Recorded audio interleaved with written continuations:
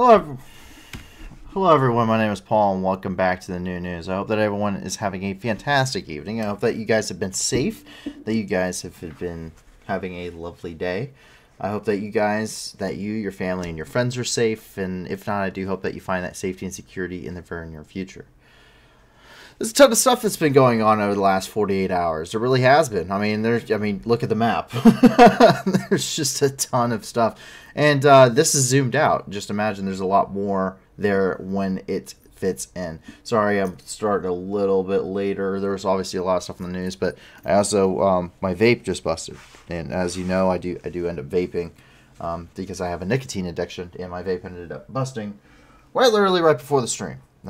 So I got juice and stuff all over me. Yeah, so I wanted to make sure I was at least presentable. So, obviously, there's a lot of fun stuff happening. And a lot of not so fun stuff. So, what do we do here on the new news? Well, I'm pretty much an amateur journalist, as is the rest of the team. Because there is a team. I quite literally just lend my voice.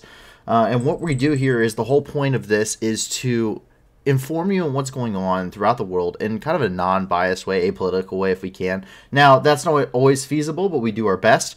And we also, so we want to inform you about what's happening in the world around you, and that allows you to make well-informed decisions as a person.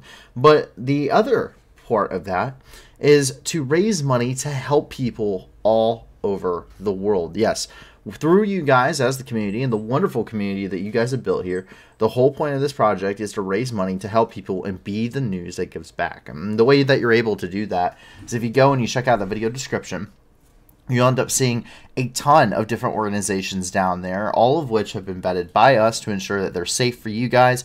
And we also have made sure that 80% or more of all the donations that those organizations and individuals do receive go directly to their programs, meaning they actually go to helping people, which is why you won't see certain organizations down there that you may think you would see. So this is something we go through a lot of tax records and everything else that are public knowledge and publicly available to us.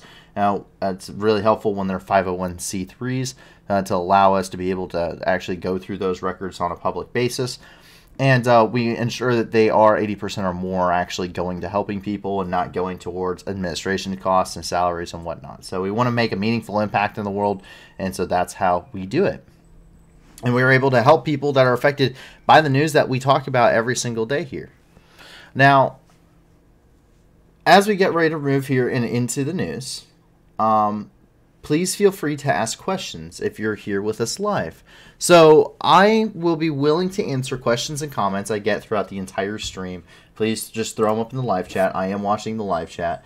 And so I understand a lot of this stuff is complicated. Luckily, especially when it comes to the conflicts and stuff, I have a lot of expertise. So for a little bit of a background on myself and my expertise in being able to answer your questions, I served as an O-352 anti-tank missileman and a corporal in the United States Marine Corps between 2016 and 2020. I served with 2nd Battalion, 7th Marines, and I did 2 tours to the Middle East. My first tour to the Middle East I did between October of 2017 and March of 2018. I went to Syria, where I provided security and convoy escorts to artillery systems as well as special operations forces there, to whom I was attached as we fought against the Islamic State, and also ended up getting engaged by the Wagner Group. Further on, during my second deployment, I deployed a second time to the Middle East between between October of 2019 and March of 2020. I served as the Javelin team leader for the anti-tank team with Easy Company 27, who is acting as the crisis response company out of Kuwait. As a result, I ended up going to the Baghdad Embassy complex on New Year's of 2020 when protesters attempted to overrun the Baghdad Embassy complex, and I was one of those that responded, and I oversaw all anti-armor operations over the entirety of the Baghdad Embassy complex for the duration that we were there. I then was also rotated down into Saudi Arabia freshly from that, and then went to train Saudi Arabian Marines as they prepared for deployment to Yemen. I'm a subject matter expert in anti-armor warfare and armored doctrine. I'm a fully cross-trained machine gunner, a fully cross-trained rifleman, a partially cross-trained radio operator, and a combat lifesaver or CLS certified Marine. I am very well voiced in, I'm very well-rounded when it comes to other knowledge as well, though I am not an expert in pretty much anything else than those. I do have a big interest in history, geopolitics, and many, many other things that I will try and share my wealth of knowledge through that. But with anything, there's nothing that quite is a substitute for your own research. So if any of these topics do interest you, subject matter expert or not, I always implore that you do your own research as a viewer into these topics, because truly there is no substitute. And please do not listen to everything said on the internet. That's like #1 rule of the internet. And so with that, we begin to dive right here into the news, and we dive right here into our special report on Ukraine. Now, we had seen some Banksy art earlier, and this is something that we've already reported on, but Banksy did release a video of all the artwork he did. A lot of suspected artwork was done, has been spotted, and now we see a lot of, we actually get to see those videos coming out from him. That is very clear what his work is. He's showing off his work.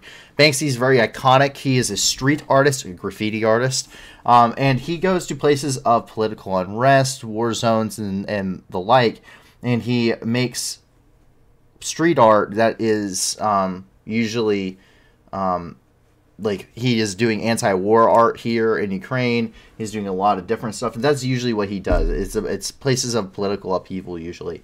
And this is what we have coming out here. And, of course, we also have Army Commander Conscriptovich. Don't worry, people of Crimea. We have merely strengthened our defenses on the territory. Now that we will need them. Coming from Army Commander Conscriptovich. Thank you, Nuclear, for the iconic quote. But we jump over here, and this is Banksy, and this is his latest video of artwork here. Take a look.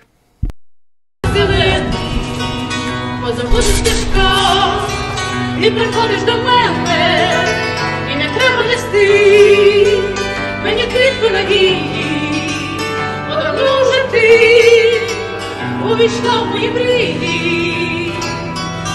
Червону руду не шукай вечорами, ти в мене єдина, тільки він, повір, бо твоя врода, твоя чиста вода, твоя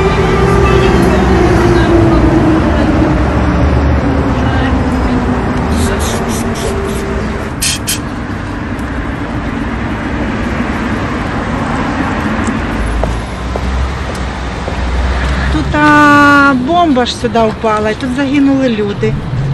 Тут дитина в садочок ходила. Не сумуй, зай. Ми вже стільки викликали, що немає. Дось, не трогай. Стань, дядя сфотографірує нас. О, твоя врода, твоя чистая вода, твоя быстрая вода синей. Твоя быстрая вода синей. Это ты имеешь в виду? Да. Я бы за это выбил все зубы и поломал ноги. Obviously, not everyone is happy about some of that graffiti work.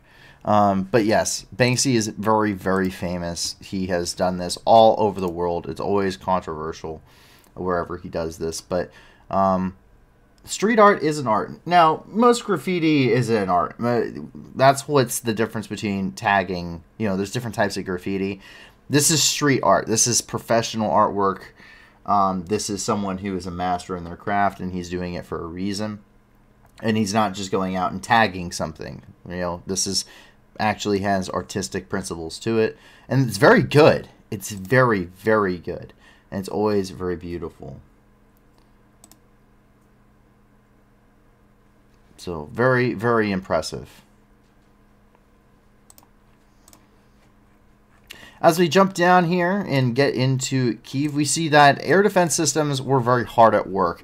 Over the last 48 hours, especially yesterday, the 17th, there's an extensive amount of, there was another very large missile attack, a swarm missile attack that was launched by Russia, once again, targeting energy infrastructure all across the country. Of course, those missiles always have to end up somewhere, and many of them were being shot at Kyiv. We saw a very impressive set of videos coming out from the Kyiv region, where we saw an immense amount of air defense systems were really working overtime and shot down a large majority of the missiles, though some still got through as per usual. Hence why they were launched in a mass swarm like that. But we do see that the air defense systems are working, and they're working exceptionally hard, which is what we see coming out of these videos.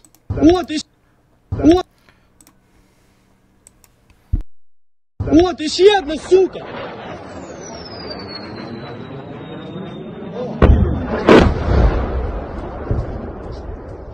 Пизда нахуй! Я хуй... Вот еще...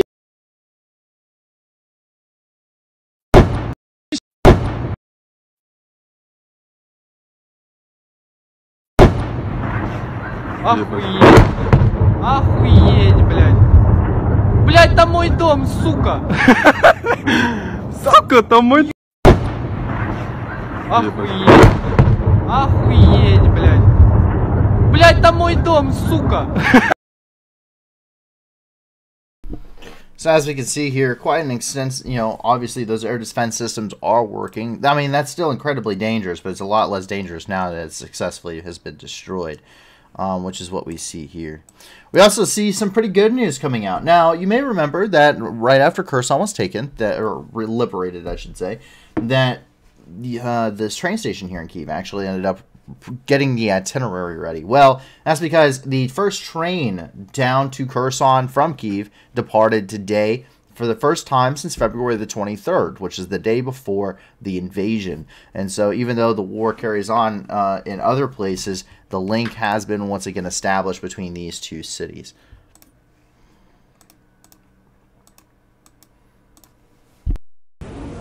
Шановні пасажири, довгоочікуваний перший рейс потяга до перемоги відправляється в Херсон.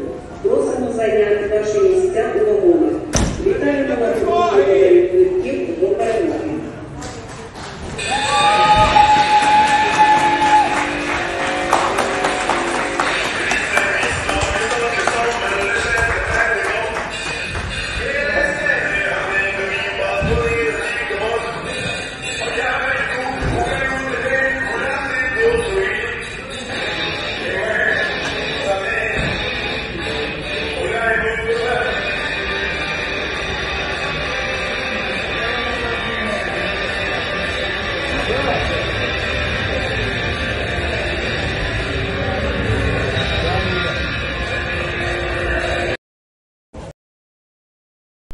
Someone be rocking out down there.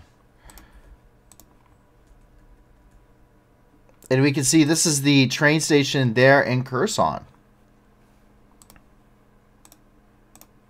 where they have gotten it fixed up to the best of their ability. They got new lights coming in, routers, and everything else that's needed to get that thing up and running. Jump down here. We see once again an attack on healthcare. Not really in the same way you would think. But what we see here is actually the update coming from the World Health Organization regarding the verified attacks on healthcare, to which they added an additional 25 to their original record. So right now, we see an additional 25 being added by the World Health Organization that occurred between the 24th of February and the 31st of October. That is coming out as of today, yesterday, whereas as of yesterday, they stated there at the WHO that 688 attacks on healthcare had been verified. These resulted in at least 100 deaths and 129 injuries. It's very important to remember that healthcare providers, transport, patients, and facilities are all very expressly protected under the Hague Conventions, and then later were then also protected under the Geneva Conventions, which overruled them. Meaning that under the laws of war, medical personnel have been protected under the modern laws of war since 1864. So this is not something that's new. This is not something that has developed in the last century. No, they have been protected since 1864, at least in Western society. This is coming from the official Twitter of the World Health Organization operation there in Ukraine.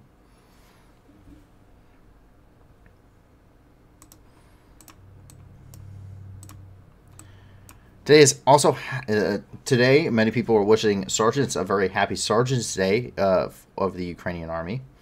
In April 2019, Ukrainian President Petro Poroshenko established 3 new military observances: Infantry Day, Reservist Day, and Sergeant Day.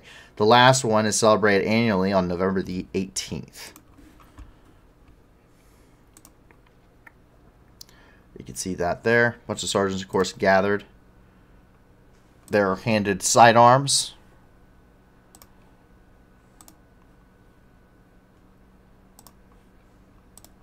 So the rank of sergeant is very important.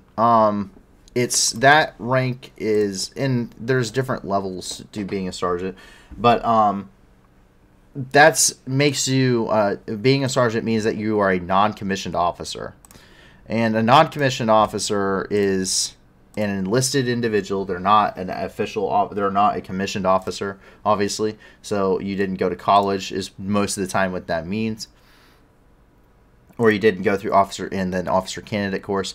But the rank of sergeant makes you a non-commissioned officer. And non-commissioned officers ultimately are the ones who are ensuring that orders are carried out.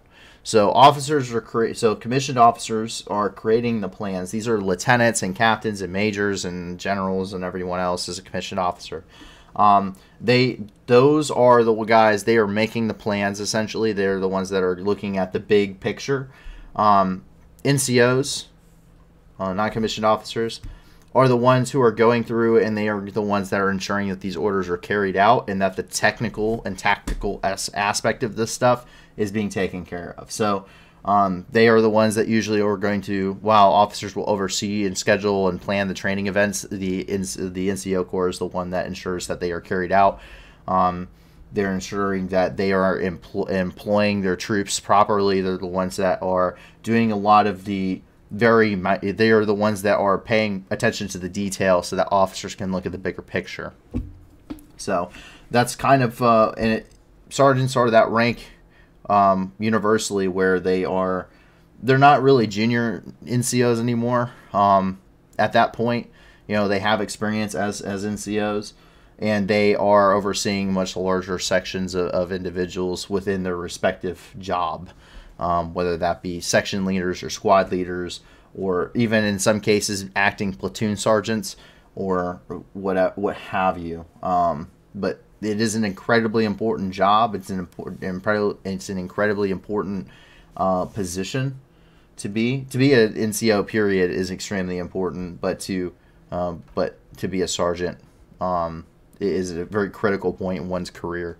And it really is a dividing line in many military forces. And this is something that actually makes Russia extremely weak militarily, is that Russian military forces, unlike Ukraine has put a lot of time and energy in developing their NCO Corps, whereas Russia has not. Russia has not put really any time or energy into developing a professional NCO Corps. And so they're very top-down heavy when it comes to officers. And it makes it very difficult to carry out and ensure that orders are being done and done properly. And it is one of the reasons why so many high-level flag-grade officers have actually been killed during the war, is because they have to be so close to the front lines, because they do not have a strong it is because they don't have a strong NCO Corps that has that trust and that experience to ensure that those orders are carried out. And should the officer be killed, the NCO is going to be able to, the NCO, the sergeant, the staff sergeant, what have you, is going to be able to step into that role and take over and ensure that that mission is carried out. So very kind of cool that they celebrate it, because not really anyone does.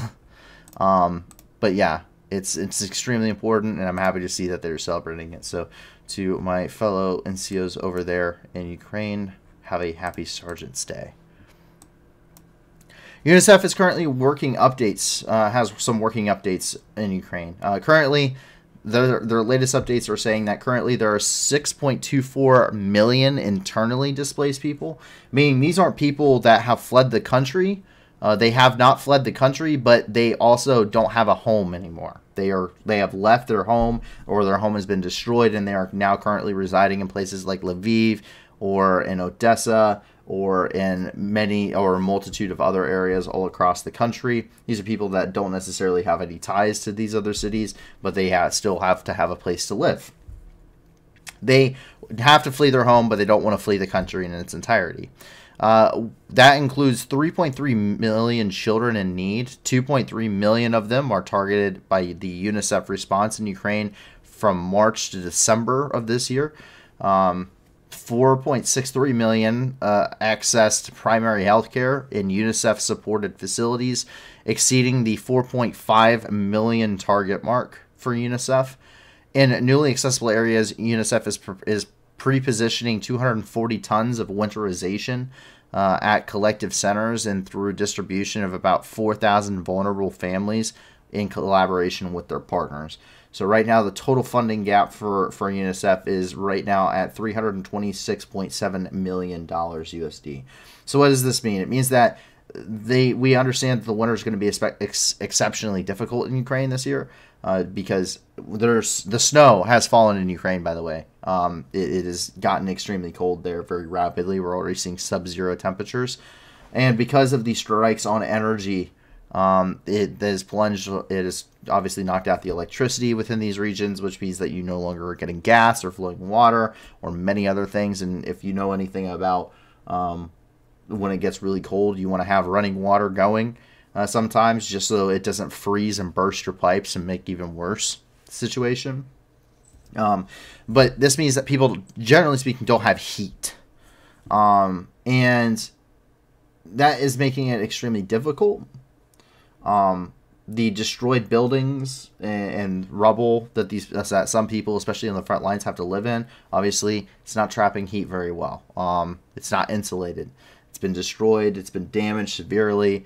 And now they also don't have the electricity or the gas or the running water or anything else to provide them with basic necessities to help them survive through the winter. So right now, the UNICEF is going through and pre-positioning a lot of this aid supplies, as it is expected that Ukraine is going to be they will need it soon, if not now, and they will also expecting that other regions will become liberated here as Ukraine continues on the counteroffensive, and they are not expected to stop during the winter. So people that have yet to receive any humanitarian aid, which is anyone in an occupied area, will immediately need supplies from UNICEF and other organizations. So very good to get the update from them, however. And that allows us to move over and into the Donbass, where we actually start off in the Luhansk Oblast.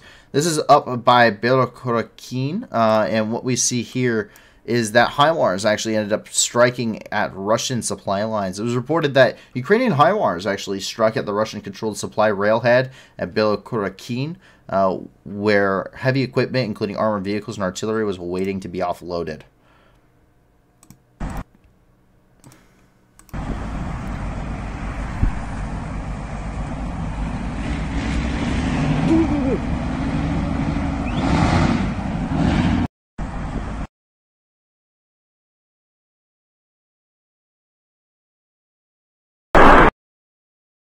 Ебать, мужик!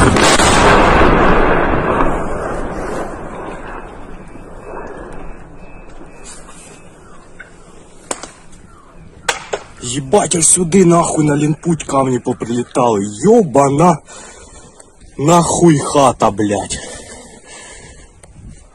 Ух, ебать мій лисий хуя. Це 4 нахуй прикола, блядь.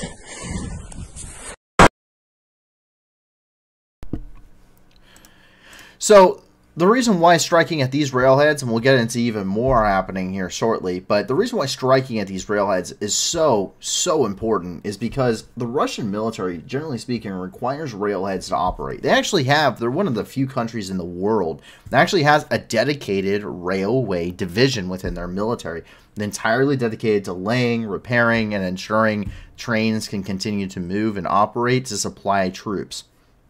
Russian logistics is heavily reliant on moving massive amounts of troops, equipment, and supplies through rail lines, and so it makes them extremely vulnerable.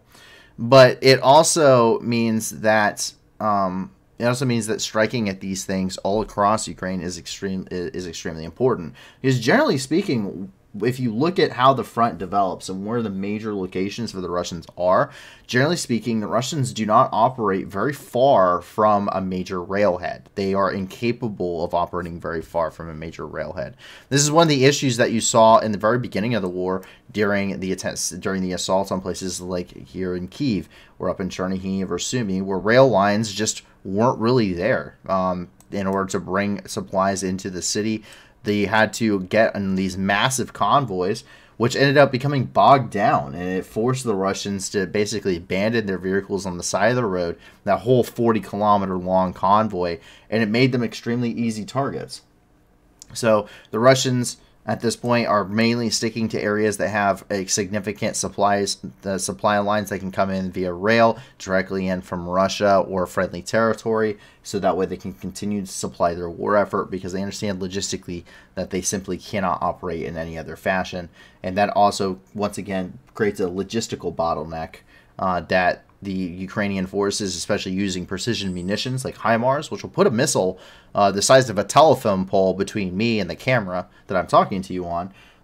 It will put a telephone-sized missile that close to their target, and they can strike these railheads and cause significant amounts of damage and really destroy a lot of equipment and supplies and capability, and make it very difficult for the Russians to continue to support military efforts in areas like Zavote, in Starobelisk, and many other, Severodonetsk, and many other locations. Come down here into Bakhmut, where we see what's air defense doing. Apparently, really, really good. This is reportedly Russia's Su-35C. It's its newest aircraft. The Su-35C is a 5th generation fighter, similar to that, and it's meant to be similar to that in capabilities to the F-35, for instance. The Su-35, in fact, if you watch the movie Top Gun Maverick, the Su-35 is the 5th generation fighter that is towards the end of the movie during the dogfighting scenes. That is what they are dogfighting, and that is what the jet's supposed to be able to do. Not that it necessarily fares very well. And so we see that it ended up meeting, this Su-35 ended up meeting NASAM's air defense systems. It didn't work out very well for the Su-35, reportedly. So this is over by Bakhmut, where an Su-35 was shot down. Reportedly, the pilot did eject, but he didn't survive. Yeah. Sorry. Actually, I think nuclear might be right. I think those actually might be Su-57s that are. I think I might be mistaken here. Regardless, the Su-35 is a pretty new jet for Russia. Anyway, take a look.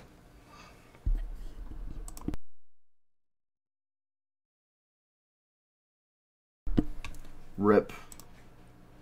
Someone's saying that the Su-35 is an older jet. I am not an expert in aircraft per se. The Su-35 is a little bit... Yeah, the Su-35 is the flanker.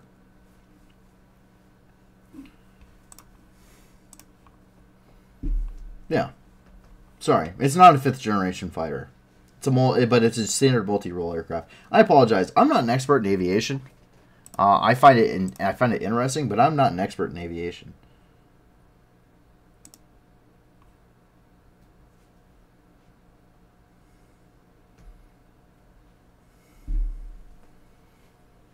Okay.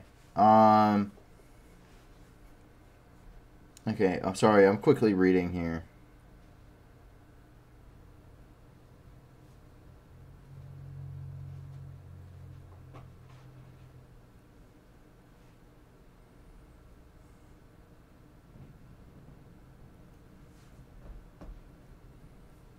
Su-35C.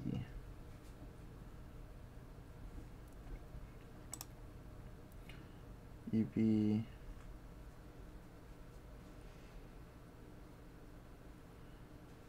Okay, so it used to be the Su-27M, and then it was redesignated after the ending of the Cold War, and now it has, and it received several different modernizations, including getting new thrust vectoring engines and everything. Okay, so I am. Oh, an Su-35A. Sorry, S. Designation production T-10BM design for the Russian Air Force. So it's an air superiority multi-role fighter, if that makes any sense. Okay. Very well. Mistranslated. Okay. Very well. I completely screwed that up. That's fine. I'm okay with that. It's the Su-57 that is the one that is in Top Gun. I apologize. Basically, this is like the Russian version of, like, say, like the F-16 or the Hornet, is what this breaks down to. So I apologize for screwing that one up, everybody. But at least I will admit my failures.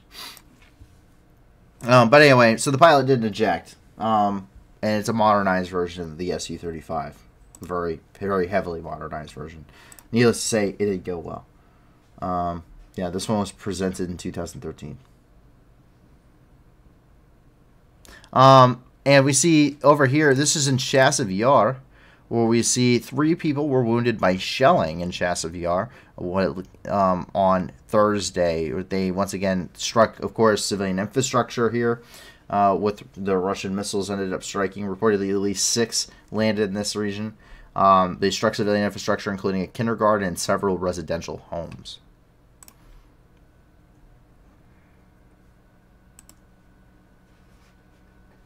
You see the destruction here. This is coming from Pavel Krylenko.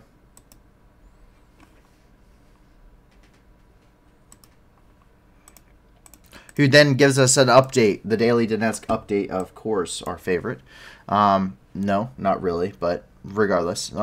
Quote, on November the 17th, the number of Russian victims in Donetsk region increased by 1 dead, 4 wounded. Once again, coming from Pavel Krylenko, who is the head of the Donetsk Regional Military Administration. And he gives us this graphic every day. And while I don't speak Ukrainian, I am able to read this because I've seen it in English enough times. So what this is it tells us the number of dead and wounded, and this does not include occupied territory. So these occupied territory meaning places like Mariupol, Volnovakha, or really any other areas under Russian occupation right now, they do not count. What they are saying right now is that civilian deaths and injuries, so casualties, since the 24th of February of this year has risen to 1,214 people having been killed and 2,608 having been injured throughout the duration of the main full-scale invasion. Once again, coming from Pavel Krylenko, the head of the Donetsk Regional Military Administration. We come over here. This is in the city of Ilovaisk, which is here in the Donetsk region. It's on the other side of the city of Donetsk. And this appears to be where several railway trestles, which are bridges for trains, were actually struck with Ukrainian HIMARS. And once again, these cratered them. Once again, cripples their capability. They heavily rely on rail, and these will require extensive repairs in order to continue to operate and provide logistical support to Russian forces in these areas, which are heavily in battles, especially up in here in the north in Bakhmut, but also in areas around in the immediate vicinity of the city of Donetsk, such as over in Marinka and over in Avdiivka, and down here over by Pavlivka, where we've seen an increase in action as well. And we do actually get this from some photos that were released by the Russians.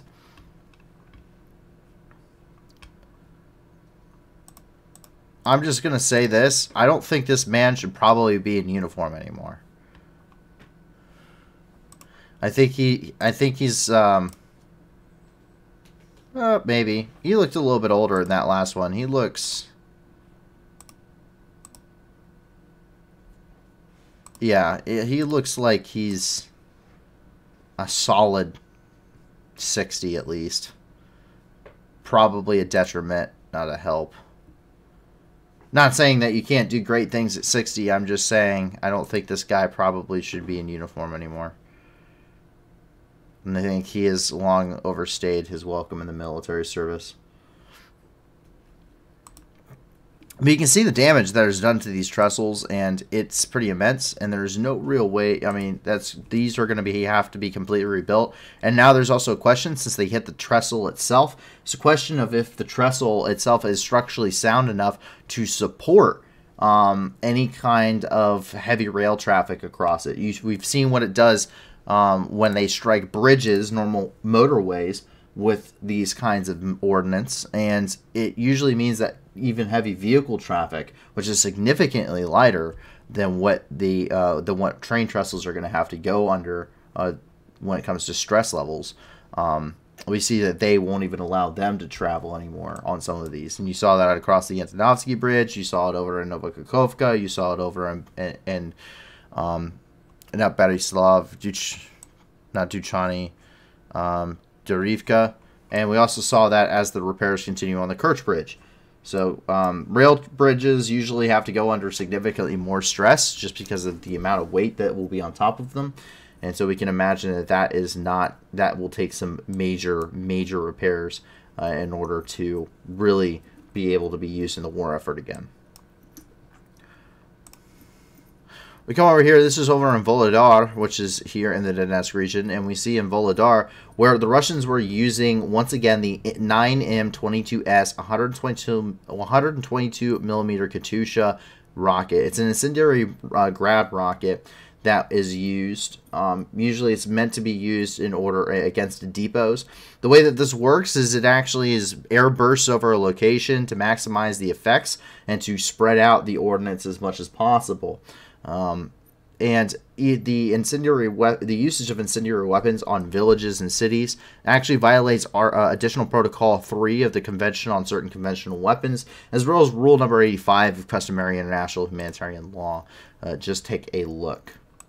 It does have, unfortunately, it does have copyright music. But you can see this air bursts overhead, and then all of these are all individual incendiary chemicals, compounds, essentially. They're built into these things. It doesn't, I've never seen where it's specified if this is thermite or white phosphorus. It's very similar regardless in its makeup. And what it does is it burns at thousands of degrees, and it ends up dropping and raining all over the area and igniting fires all over the area. And the smoke that you would inhalate from this is usually very toxic. Which is why you never see personnel pushing through things like smoke screens created by white phosphorus or Willy Pete. It's just because it's toxic to go through them. We jump over here where we see that the Ukrainian Air Force continues to operate on the front lines. This is a helicopter. These are a bunch of the helicopters of the Ukrainian Air Force, which, along with their fixed-wing counterparts, continue to operate on the front lines. They're providing close air support for Ukrainian troops as they continue their counteroffensives all throughout the different areas of the front. But it's a really nice low pass by an entire squadron of these. It's 2 Mi-8s and 2 Mi-17s, I want to say. But they're outfitted with their rocket pods. This is what you would call nap of the earth flights. So that means that you're flying in and around trees, essentially. You're not above something that would be able to kill you if you're flying around in these helicopters. So you're not above power lines or anything. You can see this guy's pulling off some exceptionally low-level flight.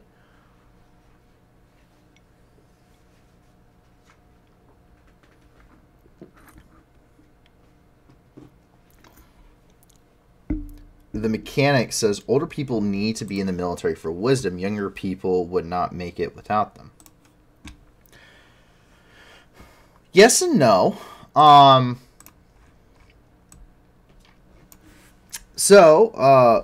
That's true in some cases. It's not true in others.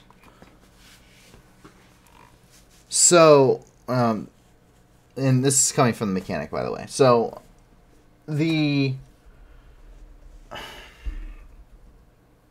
there is a point in having older people in the military.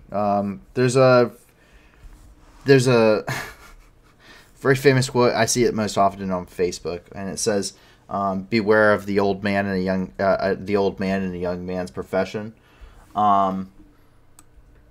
But in an actual combat situation, because Donetsk is on the front lines, the city itself is on the front lines.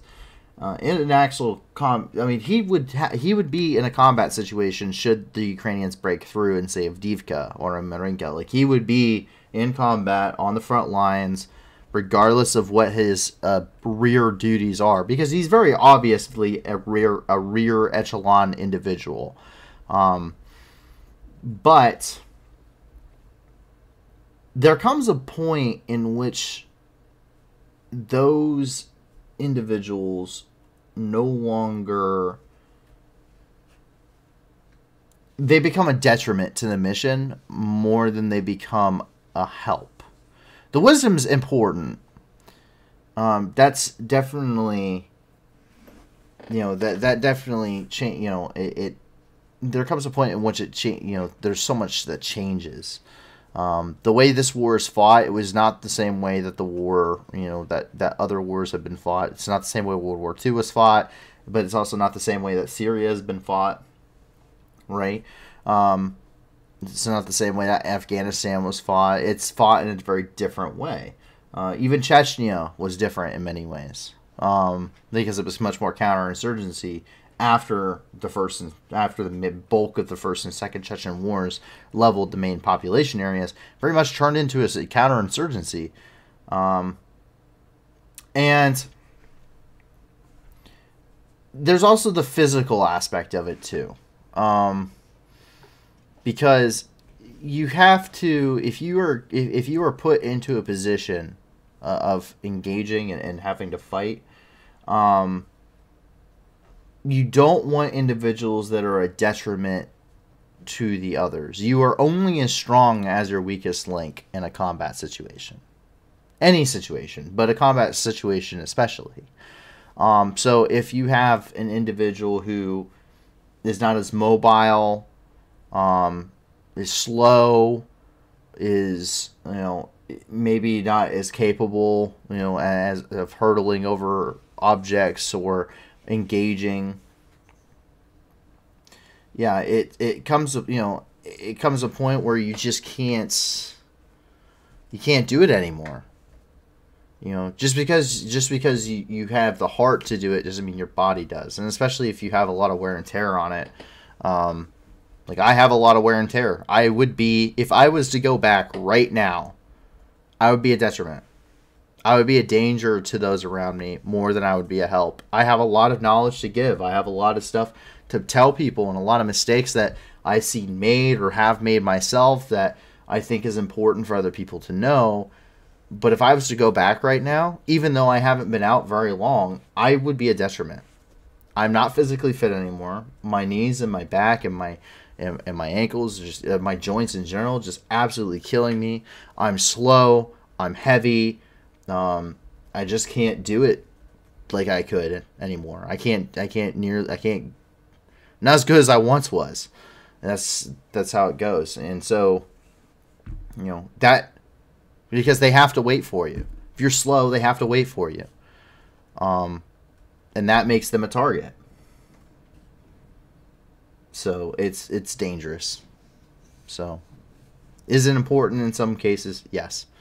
But if you're training your guys properly, which the Russians aren't, then if you're training your guys properly, that information, that knowledge is passed down. You should be training your guys to be better than what you were. And to teach them the things, the tools and the tricks that you learned, the shortcuts that you learned to save their lives in combat. And I was doing that at 21. Sure, I'd have a lot of stuff at 50, but at what point does it matter anymore? By the time I'm 50, they're probably going to have something a lot better than the Javelin out. A lot better than the tow missile. Because it will necessitate it. So, just some principles never change, but the principles you get taught anyway. So that's just how it goes. That's at least how I see it. We come up here and into Vilnyatsk, which is in the Zaporizhzhia Oblast, where we saw a direct hit on a residential home during some Russian shelling. Russian rockets made a direct hit on a residential home here, killing 4 of its inhabitants. So the Russian artillery barrages continue to target highly concentrated civilian areas. Indiscriminate attacks like this are considered a war crime as they violate Additional Protocol 1, which was adopted in 1977, to the 1949 Geneva Conventions. And you see what's left, which is nothing of this home, which took an absolute direct hit from a Russian rocket strike.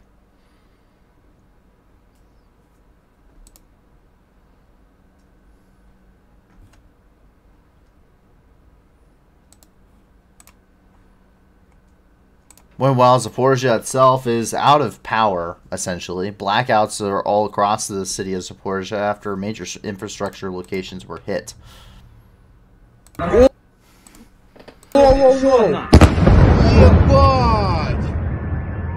Охуеть! Просто охуеть! Ты видел эти вспышки? Что видео снимает, дебил? Еще одна! Ебать! Воу-воу-воу!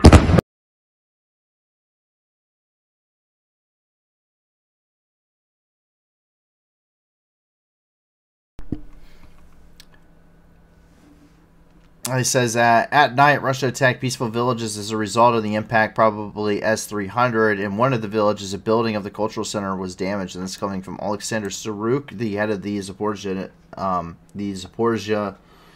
Regional Military Administration said. And I believe that is Alexander Saruk, who is down there in this crater.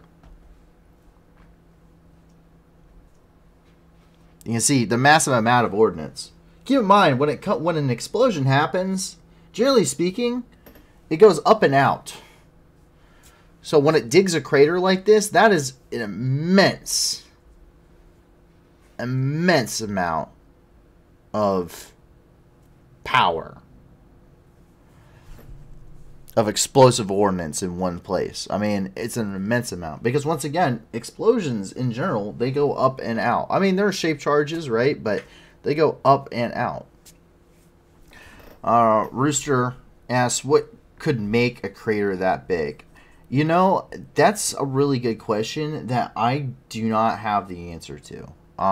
There's a lot of different things that could make a crater that big, but I just couldn't answer that. Fab 500s could do this. There's a 500 kilogram bombs. That's what hit the Mariupol Drama Theater. Were Fab 500s. You could see.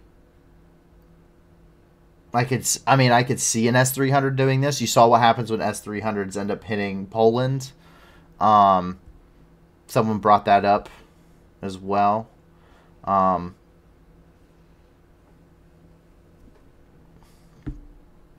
mean, there's a lot of things.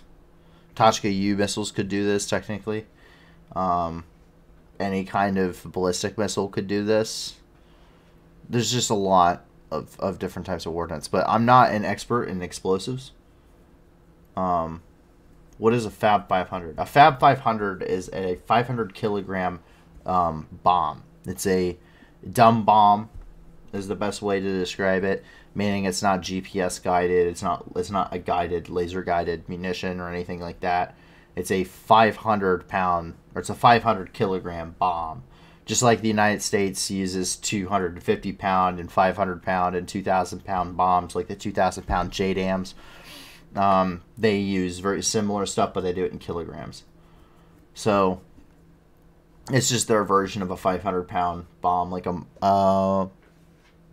don't think Mark 82s are 500 pounds. I think those are still 1,000 pounders, but regardless.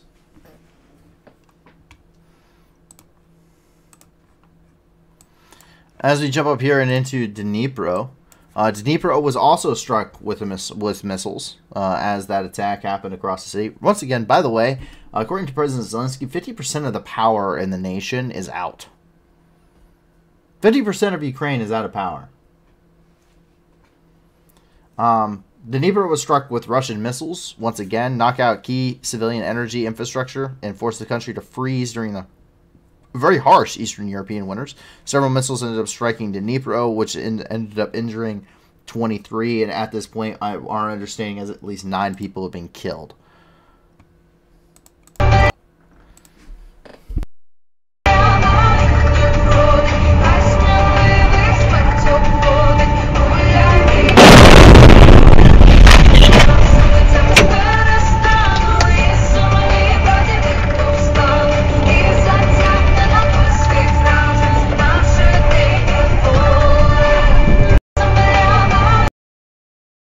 Love how that guy's like, I'm gonna GTFO right now.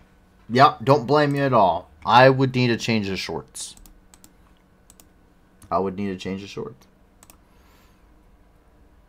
Then you see where this is one of the civilians. This is one of the one of those that are in the hospital, and this is where shrapnel entered in.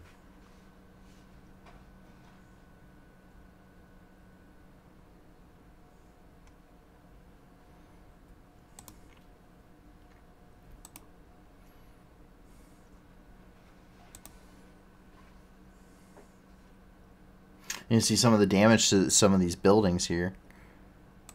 I mean, these are apartment buildings. Transport. It's general transportation. By the way, the mechanic, I'm not... I hope you realize I wasn't like directing it like at the older generation, you know. Alright, old timer, you need to sit down. Like, I'm not saying that. I'm just saying that in my experience, it's not worked out very well. So I'm not trying to make an attack on anybody. I just want you to know that, like, it's not personal. I'm just saying, like, in my experience in the Corps, like, it just generally speaking was not a good idea. So I just hope that's clear.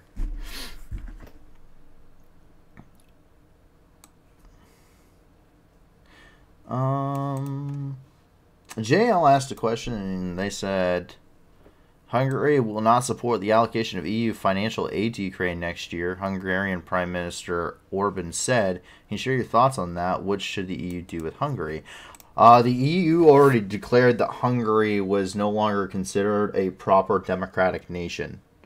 So they already have taken a stance, and I think that stance will probably go further. And it's a possibility they could get kicked out of the EU. I mean, if the EU doesn't want them there, they can remove them. They accepted them and they can remove them. Hungary is definitely moving away from democratic principles, and as a result, I think that I think in some ways they may already see the writing on the wall for how things are going to go poorly with the rest of Europe, and are probably going to be strengthening ties with Russia, which is why they won't support allocation of EU financial aid to Ukraine over the next year, because they're probably going to strengthen ties with Russia, which would mean a lot of raw resources, as long as they could get them into Hungary somehow. A lot of raw resources would be given to them for very much below market price, below fair market price, as we see that Russia has significantly slashed things like oil and gas supplies to a very significant degree, just because they're trying to sell it in any way, shape, or form. And in many cases at a loss, in a major significant discount. So it's a possibility that the government of Hungary will probably try and take advantage of that. But as for how they support the allocation of additional aid, I can't tell you. I don't follow Hungarian politics all that much, or the EU's politics as probably nearly as much as I should, because I do try and stay on top of it. But there's a lot of stuff that happens in the world, and it's pretty hard to track it all. And so I don't know, but I'm going to guess and say that while Hungary may not support it, I have a feeling that Hungary probably isn't providing nearly that much in comparison to, say, other nations like Slovakia even, and very close neighbors. And I'm going to guess and say that while they may not support it, they also can't stop it either. So I don't think that's going to change too much. I don't think there's going to be a whole lot of changes there. Max says, can they send generators to Ukraine? I know it's expensive, but I don't know. Is so bad to be out of electricity because of these bombings? They can, and they are. There's a massive amount of generators that are coming into Ukraine to help with that issue. A lot of them are going immediately over to hospitals and first responders and shelters right now. That is who is receiving the generators first. But we do see them coming in.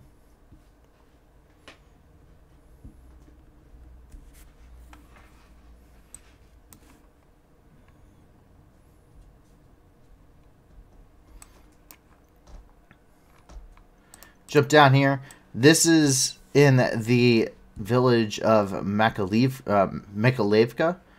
which is here in the Zaporizhzhia Oblast, where we see that Russian forces are using hospitals as shelters. Specifically, this is Russian troops using a maternity hospital here in Mykolaiv in order to provide cover and concealment for their logistical vehicles.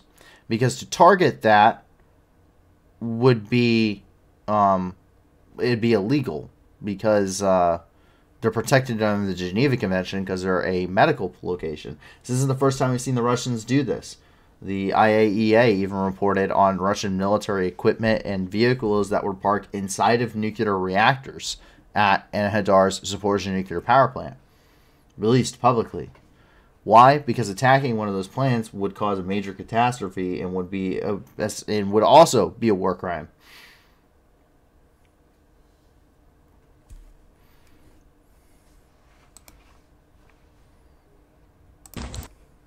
Here you go.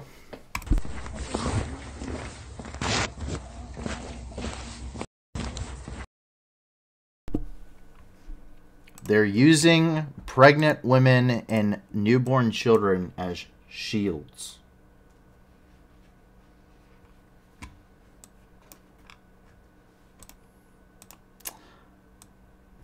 And as we get into the Kherson Oblast, for those that may have a tough time with this topic, I'm going to forewarn you.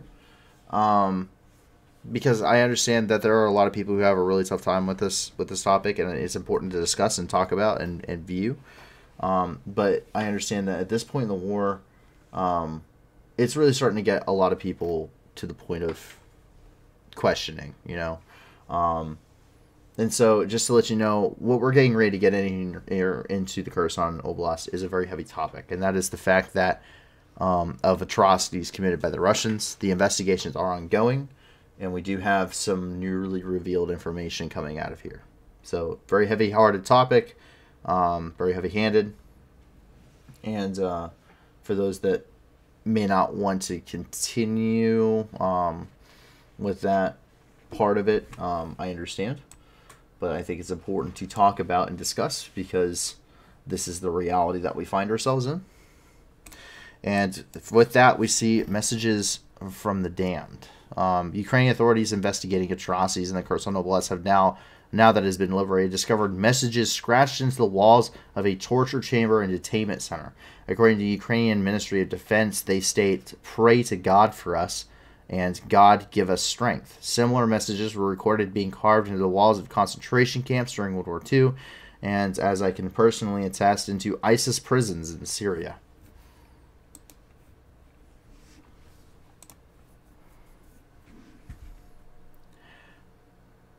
Something that you may not notice is that these are not carved in Ukrainian. These are carved in Russian.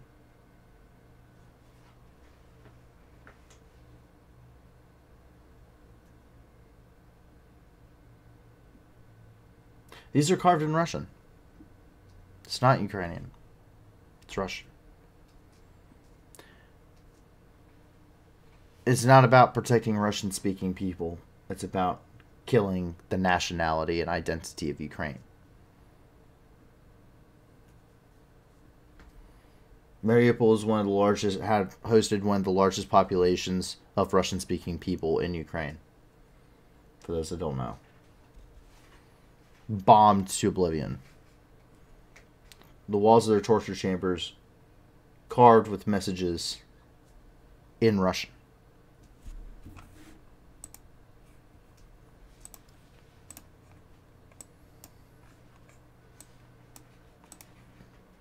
This is no such thing as teaching. This is no such thing as protecting the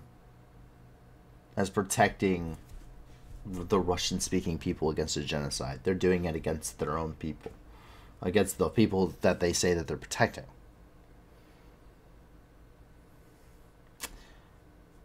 We see Russian team building exercises here. This is going to be very tough. This is probably also going to get an age restriction, as I've gotten several of those lately. But this is probably going to get an age restriction on this video. So, with full disclosure here, This is very hard to watch. This is a video of a Russian soldier who deserted and was captured. That was filmed on a cell phone of another Russian soldier as he was being beaten inside of one of these torture chambers. The individual who filmed this was reportedly killed later, and the Ukrainian troops found this on his cell phone. This is one of their own guys. This is a Russian soldier who deserted. I just want you to think about the people that they're coming here to destroy and what they're doing to them.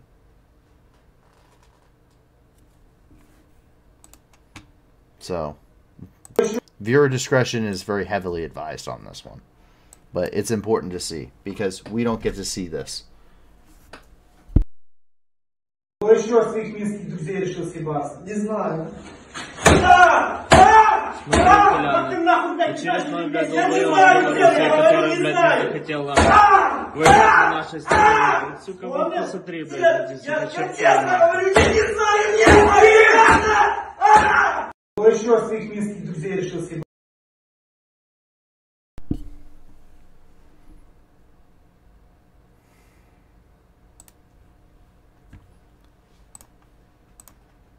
Now, I am almost guaranteeing that that is very lighthearted compared to a lot of it.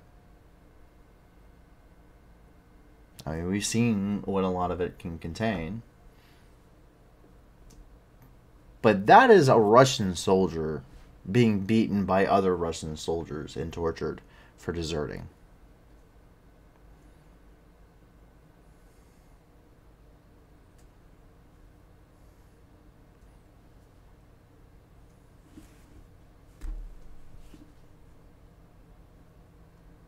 Now think about the Ukrainians.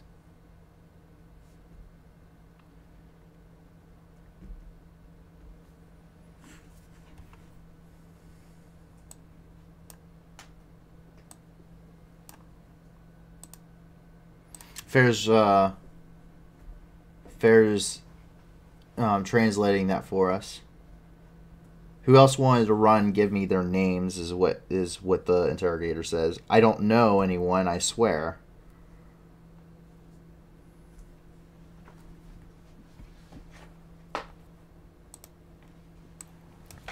War crimes investigation, of course, continue.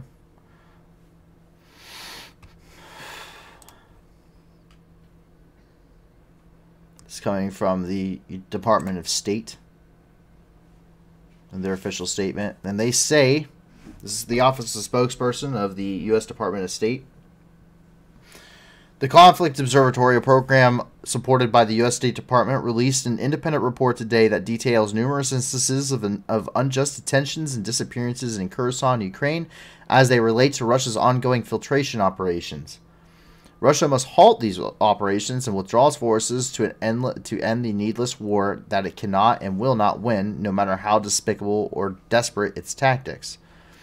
Prepared by Conflict Observatory partner Yale Humanitarian Research Lab, a new report is available at conflictobservatory.org. It presents publicly available information about the experiences of more than 220 individuals who are victims, survivors, or witnesses to torture and other cruel, inhuman, or degrading treatment, including gender-based violence at the hands of Russia and Russia-backed forces.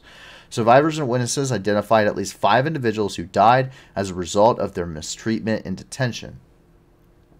The report also identifies 12 detention and checkpoint locations across Kherson Oblast and Crimea, and notes a disproportionately high incidence of reported mistreatment of members of the Crimean Tatar community. The Conflict Observatory is a program that independently compiles and documents evidence to support investigations of those responsible for abuses. This report and others like it demonstrate and strengthen U.S. and international resolve to pursue accountability for war crimes and other atrocities in Ukraine. The United States supports unified and coordinated action for all existing efforts to examine mounting evidence of atrocities in Ukraine, including the International Criminal Court and the UN Commission of Inquiry the UN Human Rights Monitoring Mission to Ukraine, and the expert mission establishment of the OSCE's Moscow mechanism and joint investigative team coordinated through Eurojust. Additionally, through Atrocity Crimes Advisory Group, the United States is working closely with Ukraine and our partners to support Ukraine's domestic war crimes investigations and prosecution of perpetrators. The United States remains unwavering in its support of the government and the people of Ukraine as they defend their country and their freedom. There's only one country waging this unprovoked, premeditated war of choice and willful disregard for human life: Russia. The United States is committed to holding those responsible to account, no matter how long that takes. The people of Ukraine demand and deserve justice.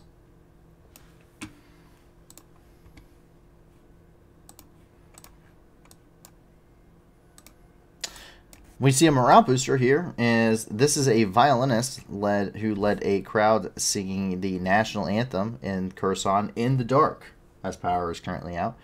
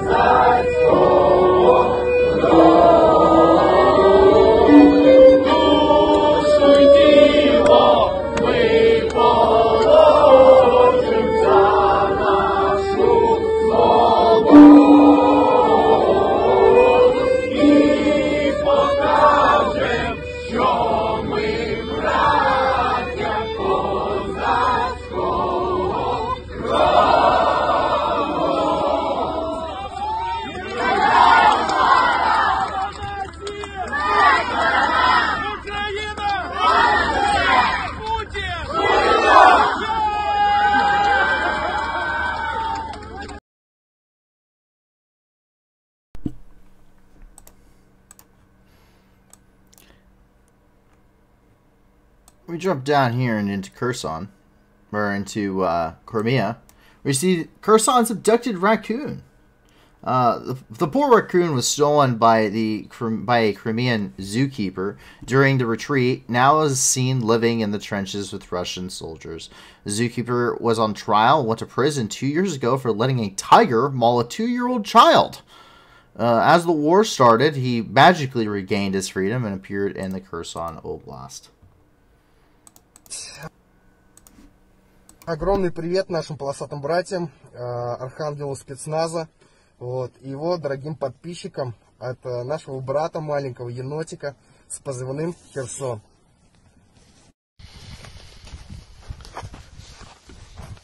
Ты не хочешь, что ли?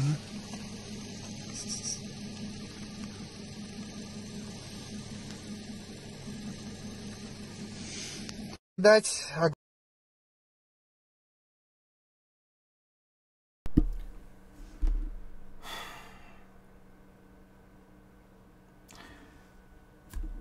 And it is for that reason, as well as that poor raccoon's friends and family who were also thrown and left in cages from the Kherson Zoo, that the official results for the NAFO fundraiser did come back for the name competition for the naval drone. And that naval drone is now going to be called Raccoon's Revenge for these raccoons. So good on NAFO for going and getting that taken care of. Over here in Odessa, electricity, finally. The city of Odessa actually was celebrating here. A bunch of people were celebrating as electricity was finally regained in their apartments.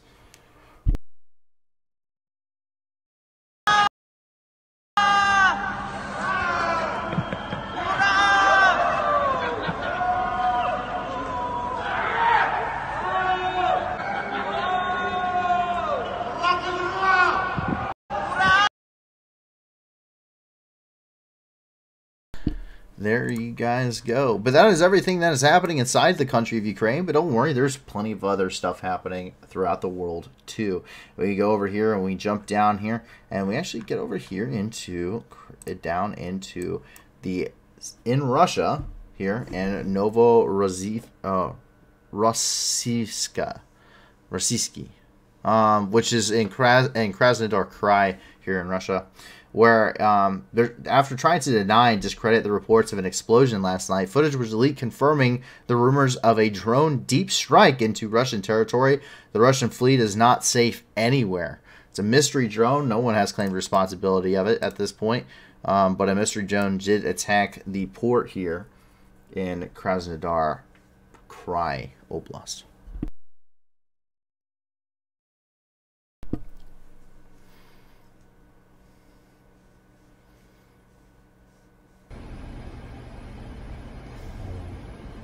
You see the explosion there?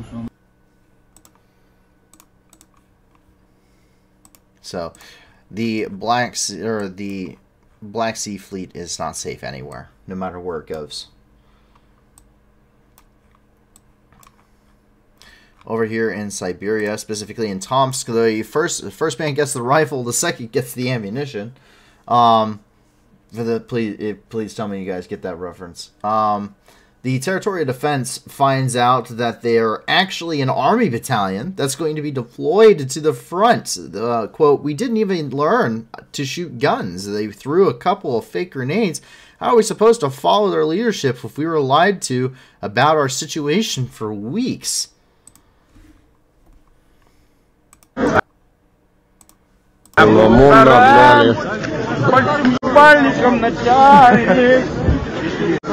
Вот ты прикинь, вот снимай меня это место.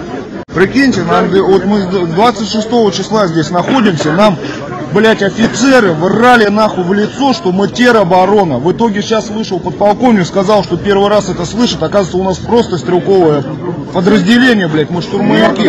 Мы штурмовики, блять, мы не тероборона. А нас сейчас только об этом... Мы автоматы еще даже не видели. Автомата не держали, блядь. Автомата не держали 2 недели. Вообще, вот сегодня пришли на полигон пометать гранаты, блядь. Сказали, гранат нету, нахуй. Не дали даже автобус назад. Мы пешком с полигона, блядь, пришли сюда. 10 километров. Назад, 10 километров, блядь. Оттуда пришли сюда, блядь. Как потом с офицерами, нахуй, воевать, блядь. Они продадут там же, нахуй, нас на Украине, ебаный в рот. Хуесосы, блядь.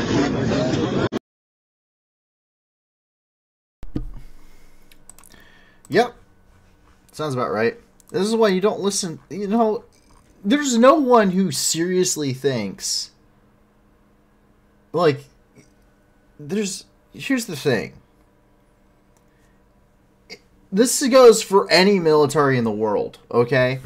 Whatever you're told, probably wrong. Okay? Your situation hasn't been fully explained. Let me give you an example. This guy joined Territorial Defense units. Where's he going to get sent? To the meat grinder. Who could have told him that? Literally anyone that's watching anyone that casually is flipping through Twitter right now could have told him that this guy was going to go to Ukraine and get killed. More than likely he's going to get killed or wounded. And here's the thing, is that that's not just Russia. Anyone that's ever been in the military knows that they're probably, whatever your chain of command says, yeah, you're probably going to get screwed over. For instance, went to the Baghdad Embassy complex. Okay, we were told we're going to the Baghdad Embassy. We're going to be there for a couple days. A unit's going to come in and relieve us because we need to be able to provide the mission sets were required to provide. We had specific training for aircraft recovery, aircraft crew recovery and stuff. So if a bird went down somewhere in Iraq or Syria, we would be the ones that responded to that, or provided obviously emergency responses to different situations like we did at the embassy. But we had specific training that we went through to do those things for that deployment. We had specific training events we had to go through before we deployed to master certain skills to be able to do that. Other people didn't. So we deployed to the embassy in Baghdad. They said we will be there for a couple days. We'll be there 72, 96 hours ish, and we will come back to Kuwait once we get relieved. I was there for a month and a half. We lived in the regional security office. I slept under some poor lady's desk in her cubicle every single day. I am so sorry to that lady, by the way, if she ever watches this. I am so sorry that I slept under your desk. Because we didn't get to take showers for weeks, and I know how that sticks around. I am so sorry that your desk probably never smelled the same again, but yeah, I mean, that's how it was. I mean, she used to come in, she would kick me to wake me up. She'd like kick me in the boot to wake up and say, "Hey, could you please move so I can get underneath the, so I can get to work." And, when I wasn't on post. Like we were there for a month and a half, and we stayed inside of the office, the working office, just sleeping on the floor.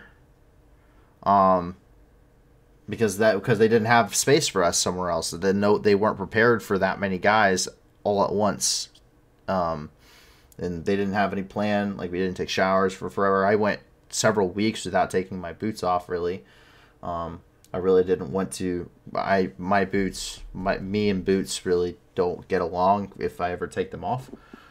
So I really didn't want to kill everybody around me with what could be considered a chemical warfare and commit heinous war crimes by taking my boots off. So, but that's how it was, right? And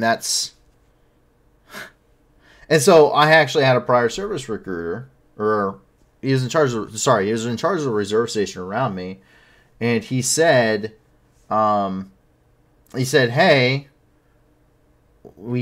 can you come back active for a couple of weeks, for like a month or so?"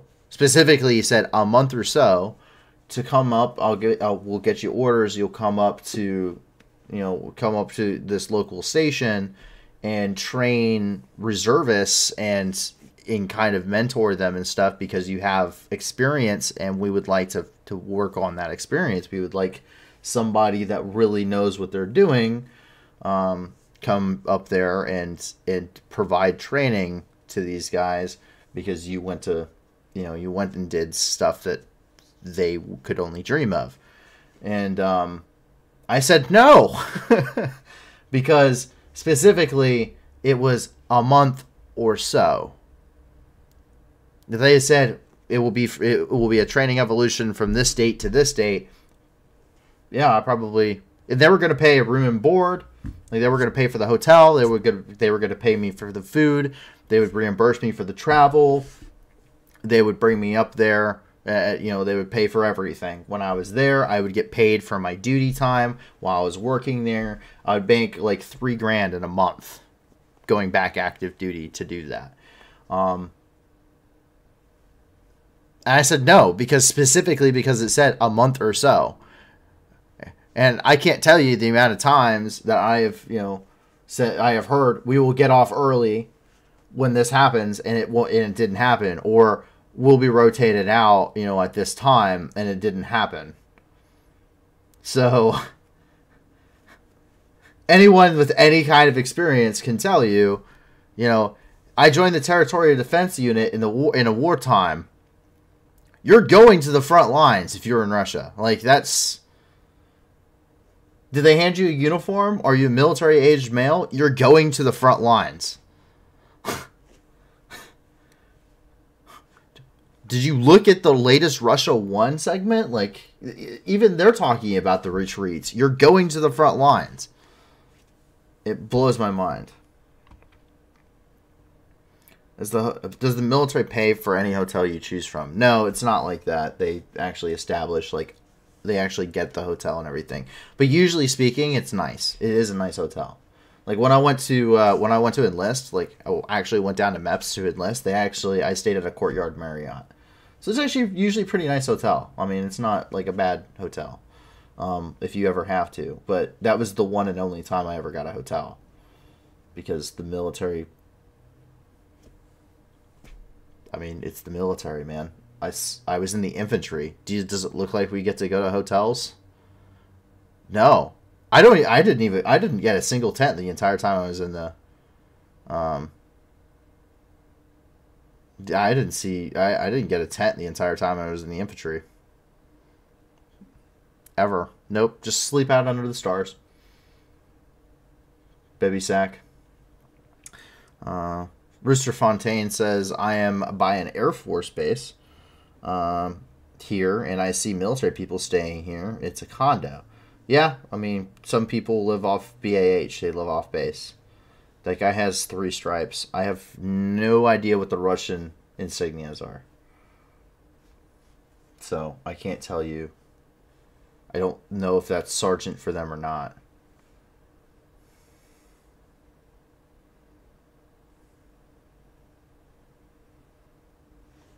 Arisa just went to Moscow. She said it's an alternative reality. Nobody speaks of war. Nobody calls it war.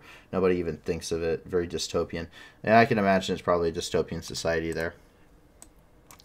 As we move over here and back into the news, goodbye was just too hard. Russia's having a hard time saying goodbye to Western brands such as Coca-Cola and Fanta and began sourcing them from Iran and Syria.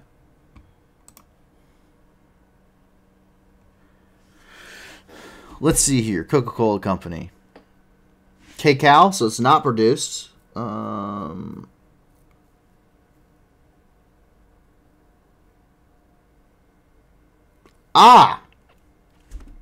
Nice. It's a Coca-Cola. It's a Coke produced in Kabul, Afghanistan.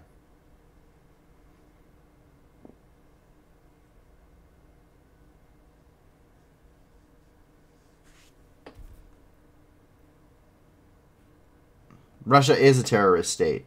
Doesn't matter what the news is. That is correct. Yep. Tehran right there. Also Tehran right there. Sprite, Fanta, Pepsi. Yeah.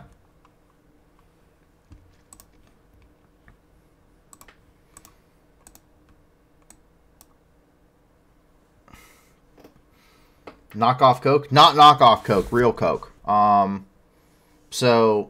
You can get Coke. I got Coke when I was overseas. I got Coke in Syria. I got them in 24 cases. I got them in 24 can cases.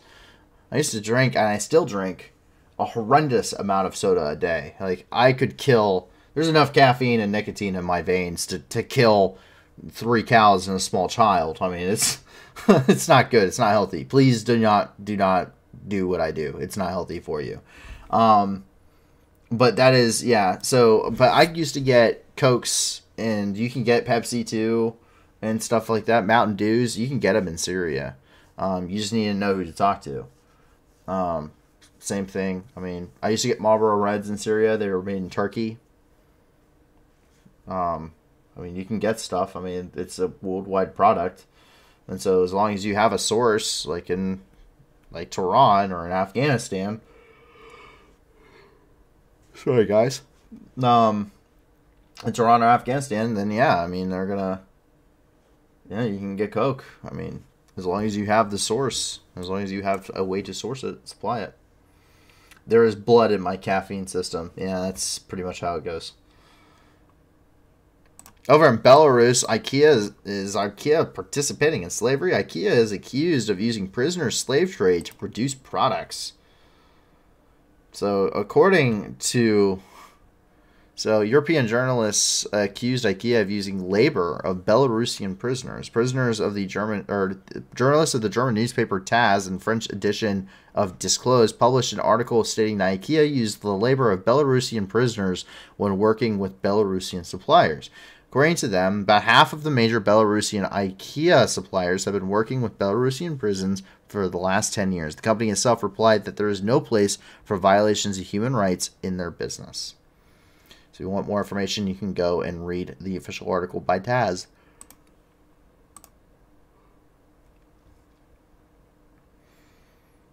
Charlton Brooks says, keep up vaping, Paul. Miles better than smoking. I smoke, too. I just vape indoors. Or when I want a different flavor than tobacco. But I smoke. I smoke Marlboro.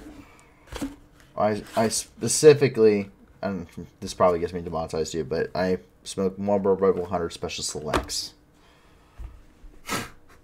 And I smoke quite a few. So, I'm just not healthy. Please do not follow my example. It's a terrible habit either way. Terrible, terrible habit, but that's just a little personal thing about myself. A Hague court ended up finding 3 guilty of the downing of the MH17 aircraft and killing of all 298 passengers. 8 years after the tragedy of MH17, the District Court of The Hague has made a verdict. 3 individuals associated with Russia were found guilty and sentenced to lifetime imprisonment. 1 was acquitted. Malaysian Airlines flight MH17 from Amsterdam to Kuala Lumpur was shot down over the east of Ukraine on July 17, 2014. All 298 people on board, 283 passengers, and 215 crew members were killed, including 80 children. The airplane was hit from a Russian Buk anti-aircraft missile system. The court established that Russia had overall control over the temporarily occupied parts of the Donetsk region from where the missile was launched since mid-May 2014. After over 2 years of trials, the court found Igor Girkin, Sergei Duminsky, and Leonid Karchenko guilty of shooting down the plane and murdering 298 people. The actions to bring down the plane were deliberate, even though they intended to hit a military aircraft. And this is the official post made by the District Court of The Hague there in the Netherlands.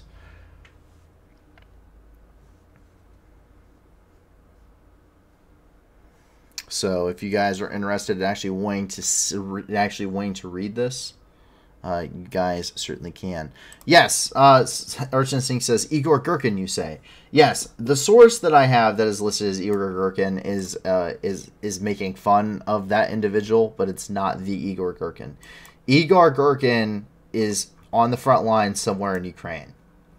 And he has a huge bounty on his head to be captured right now. A huge, huge bounty.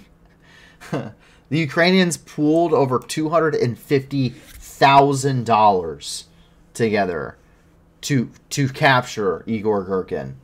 People are trying to geolocate him and find him through posts. They actually found him down here right before they entered. It was right over, I think, in Rostov-on-Don, over by Taganrog.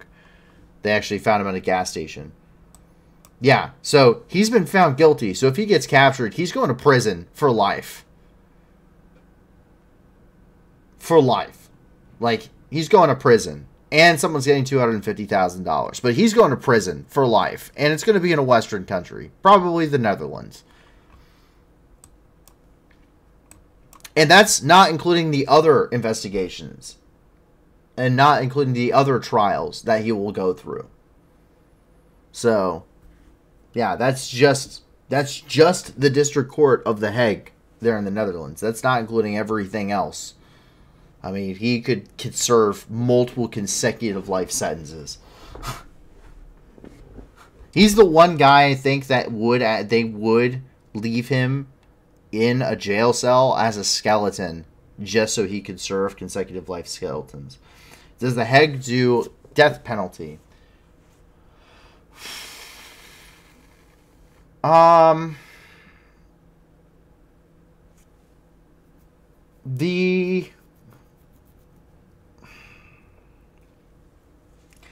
Generally speaking, no. The death penalty is not considered by many countries, especially in Europe, to be humane anymore. I believe that they used to, for sure. I mean, they executed, like, if they didn't kill themselves, most of the Nazis were executed that went through the Hague. Definitely did not go very well for them. They definitely were executed. But they have, yeah. So Sci-Fi puts it best. He puts it the same way. He says, not for a long time, but I think it might still be in their ability to use. And I think it is. I think most, but they usually lean towards serving lifetime prison sentences. No, but that Serbian guy killed himself in court. Yeah.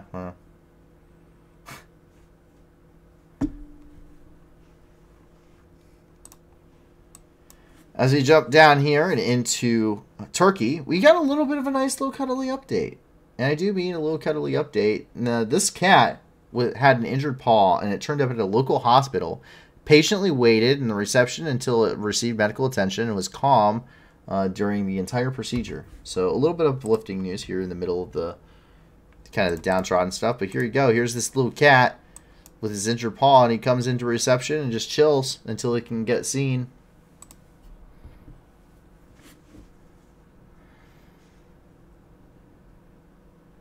This is adorable.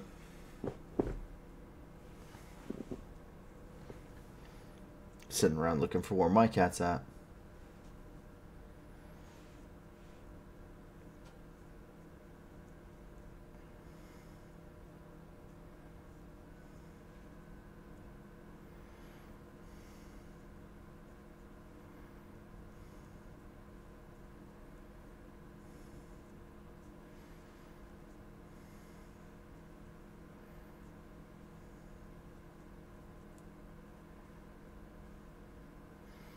Yep.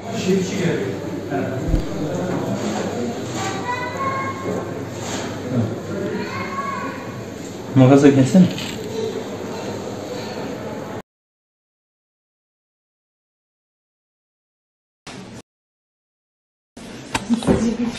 Geliyor.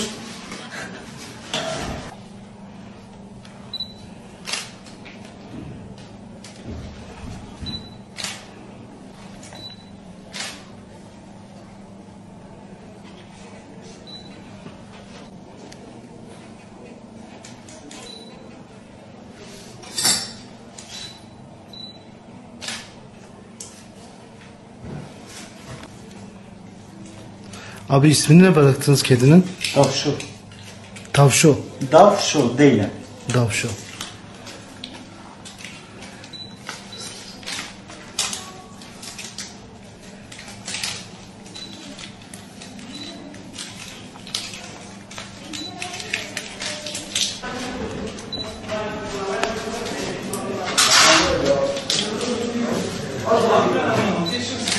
Sokak kedisi mi abi bu? Evet abi.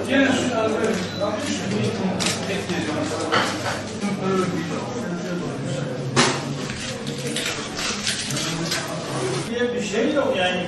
Adı Davşo mu? Bir şey yok yani. Ama haberimiz bir şey. So this cat goes to the hospital knowing it will receive medical treatment, sits there, waits patiently, mind you, not making a fuss, literally walked up to the reception desk and sat down and waited, got seen, was treated, chilled there the whole time while this cat, you saw it was limping pretty bad. This guy's putting a cast on it. The cat's just chilling like nothing's going on. Like, okay, please, thanks. And then it's just having the time of its life. That's a smart cat. That's a super intelligent cat. Yes, very good patient. Very, very good. It's almost as intelligent as my cat. Well, that's up for debate. But adorable, yes. Equally adorable, I will say. I jump down here and into the Gaza Strip of Israel, where 21 people were killed in a residential fire at a refugee camp. At least 21 people have been killed and several others injured following a fire at a residential building and refugee camp in the Gaza Strip. Well, that's what officials were saying on Thursday. Gaza's interior minister reported that there were large amounts of benzene stored on site, which fueled the fire.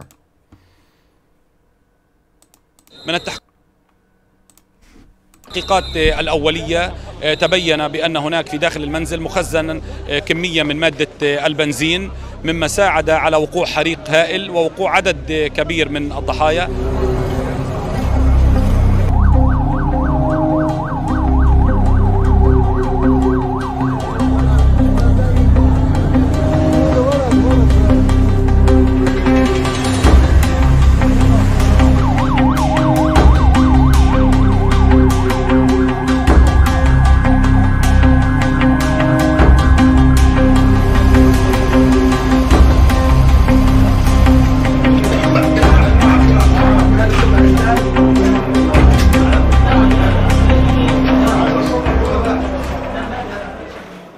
من التحقيقات. There you guys go. Jump up here and into Erbil, Iraq, where the U.S. Embassy and the consulate out of Erbil is currently giving a warning to Americans in the region, saying, quote, the U.S. Consulate General Erbil is monitoring credible open source reports of potential Turkish military action in northern Syria and northern Iraq in the coming days.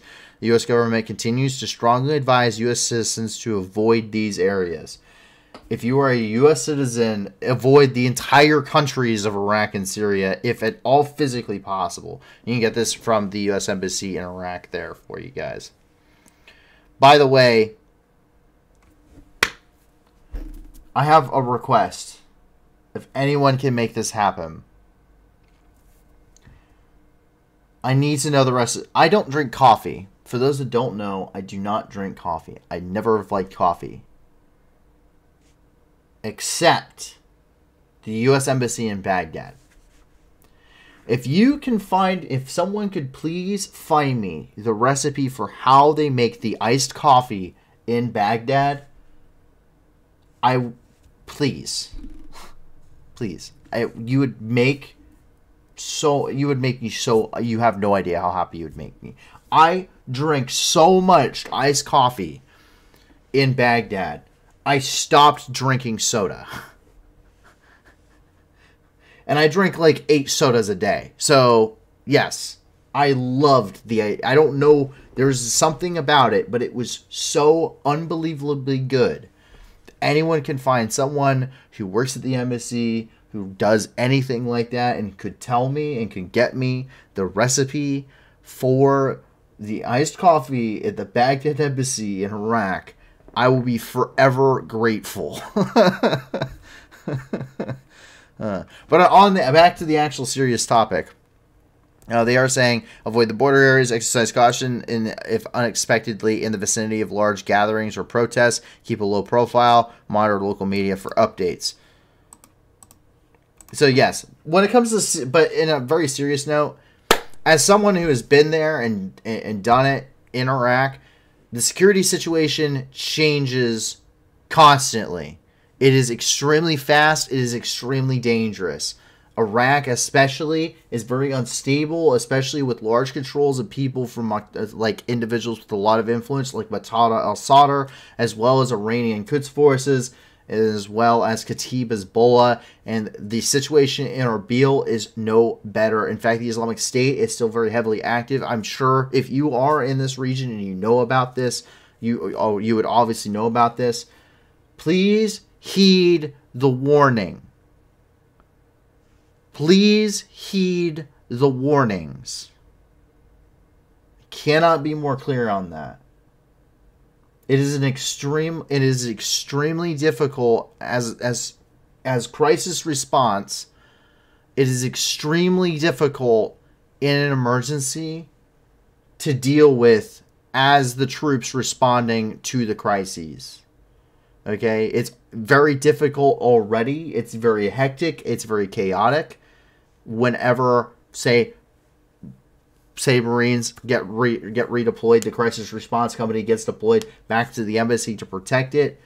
There are other assets and a lot of other things that are happening in Iraq that can assist you to at least a limited extent. But those situations are very difficult to deal with in the best of circumstances.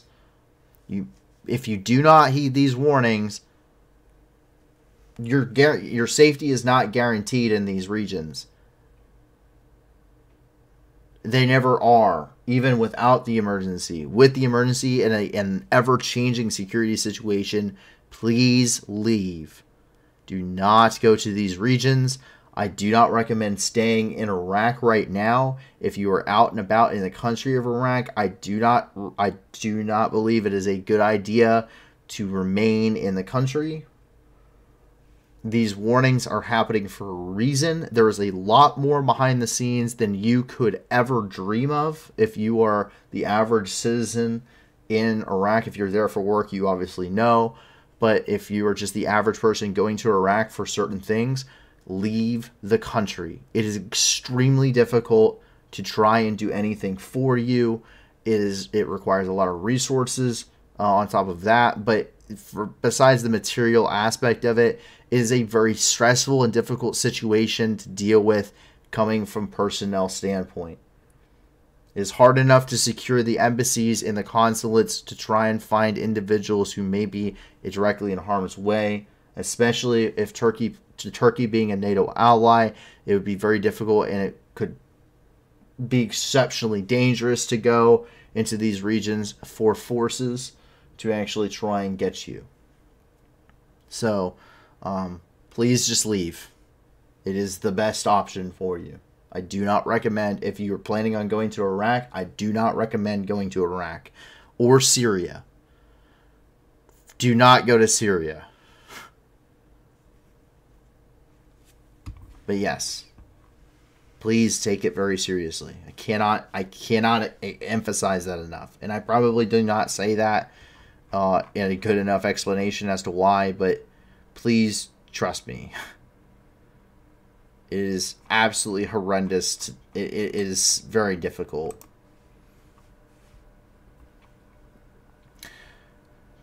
Jumps just across the border from Iraq and into the southern part of southern Iran, known as the Khuzestan province. 7 people were killed in a terrorist attack. In Iran, 7 people were killed in a terrorist attack in the province of Khuzestan. Dozens more were injured. The incident took place on the night before of 11/16/2022 in the city of Izeh. The militants opened fire on civilians and security forces in the city market. The victims of the attack were, including women, a child, and 2 fighters of the Iranian Bazij militia.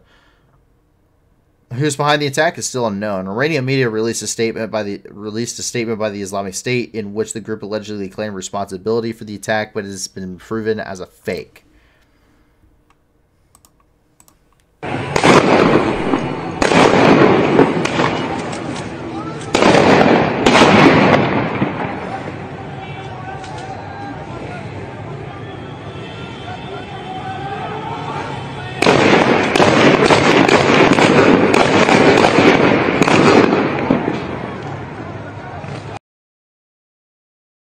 And that is the attack that we had already previously covered, so we just have a little bit of a recap there. Mr. Fontaine says no plans on a Middle East visit soon. You know, to be honest, the Middle East would be a really, really cool place to go and visit if they would stop killing each other. And trying to kill me in the process. Seriously, the people are awesome. The people are super nice. They are cool. Like, they are awesome people. Like, generally speaking, the really bad, the bad ones, right, that are a very small minority of people. Like, it's why it's extremism. It's a very small group of people, believe it or not. It's not widespread. But they're really cool, like, individually. Like, I love talking to these people, especially the Kurds. The Kurds are especially cool, man. I mean, they are awesome. They're super nice. I mean, they give me you know, I'd go up and, you know, chigata, you know, and they, you know, and I, of course, probably didn't have a lighter. I was making some lighters out of batteries, 1, 2, 3 batteries, and some, you can take apart like a pen, like a G2 pen, cut the spring, and then you can take it to both ends of a 1, 2, 3 battery. It works best as a 1, 2, 3 battery. You can actually get it red hot. Make sure you wear gloves, but you can get it red hot and light a cigarette with it. But if I came across one of the Kurds, I asked for, you know, Jadaha, do you have a lighter? Jadaha. And usually they just end up giving them to you because they get, I mean, it's like nothing to them. I mean, there's a lighter. I got like 100 of these things just lying around. I can just go and get another one. They're really cool. And if you ever have a chance to try galoches, I believe it's a French cigarette. I recommend it. They're pretty good. If you smoke, do not start smoking if you do not smoke already.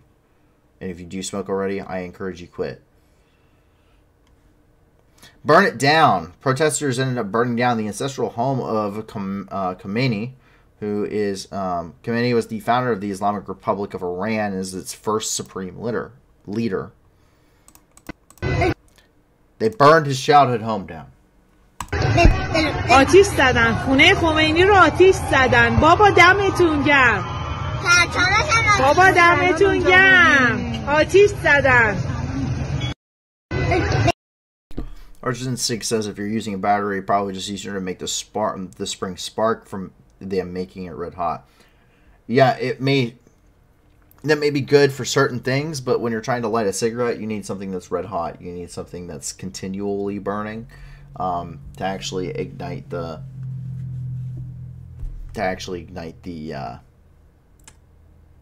cigarette, the tobacco in it. But that is Khomeini's ancestral home, which was burned down. 40 protests took place in 33 cities. Regime security personnel suffered relatively significant casualties. Iranian media reported 9 members of the security forces of the Baji killed in clashes, shootings, and stabbings in several Iranian cities. An increased level of cooperation between the protesters may indicate a nascent insurgency. This is coming from the Institute of the Study of War regarding the situation there in Iran.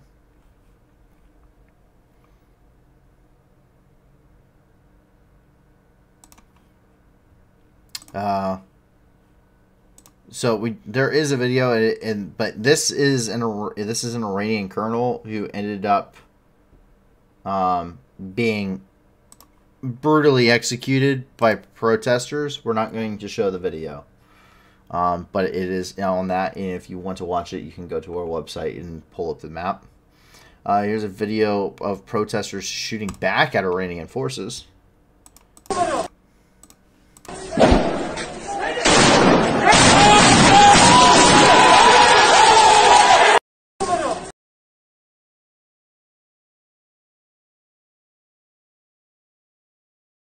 Needless to say, Iran is going very kinetic very quickly.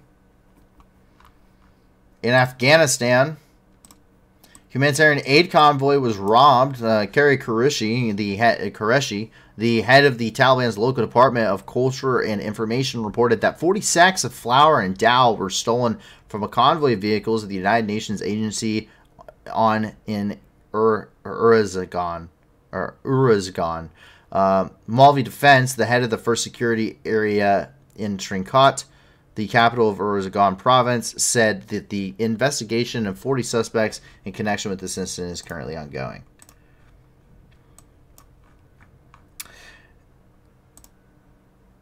Down here in India, this is coming out of Hyderabad, in India. The 25 students were sick after a chemical gas leak. 25 students suffer from giddiness and fell ill after an alleged chemical gas leak in a lab in Kasturba Government College. Affected students have been rushed to the hospital. Forensics teams have reached the spot to ascertain which gas got leaked. As per the hospital administration, all the students were out of danger.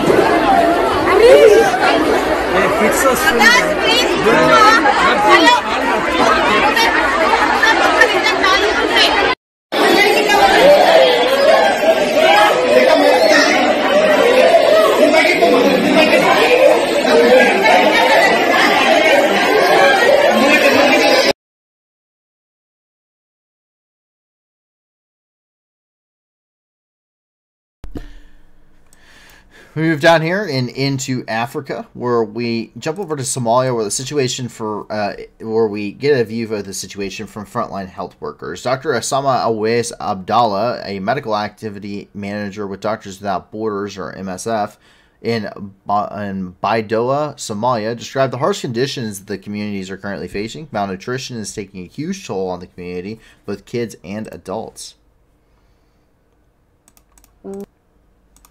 We are seeing in our facilities patients with different needs, with infectious diseases, with malnutrition, with cholera. So we are responding to many different basic health issues that the community now are facing. I remember that we admitted a mother and her child. The child is admitted into the ITFC program in Bay Regional Hospital with malnutrition, and the mother is admitted in our pediatric with measles. So the child died 2 days after the admission, and the mother also died in our facility 1 day after her child's death.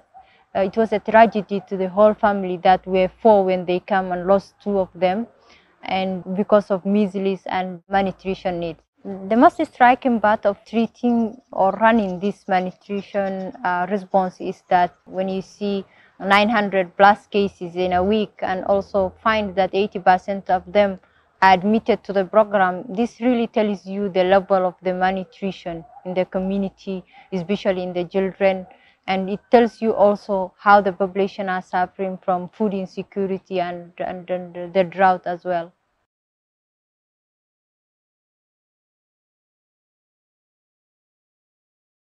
Obviously, in Somalia and the whole rest of the Horn of Africa is hit by the worst drought in 40 years. It's left millions of people, especially children under the age of 5, are affected disproportionately to the rest of the population just because they literally cannot beg, borrow, or steal, including up to 1.8 million children, which were at severe malnutrition levels. Coming out of the Cabo Delgado province down here in Mozambique, the Islamic State militants ambushed a military convoy.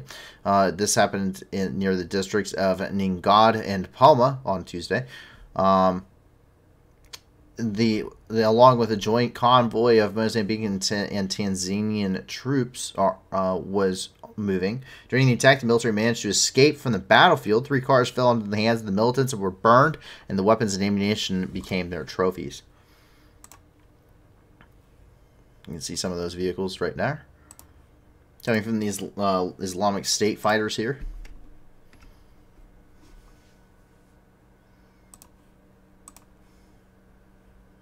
Once again, when it comes to Africa, one of the issues with fighting the Islamic State is they are essentially on the same level as the military.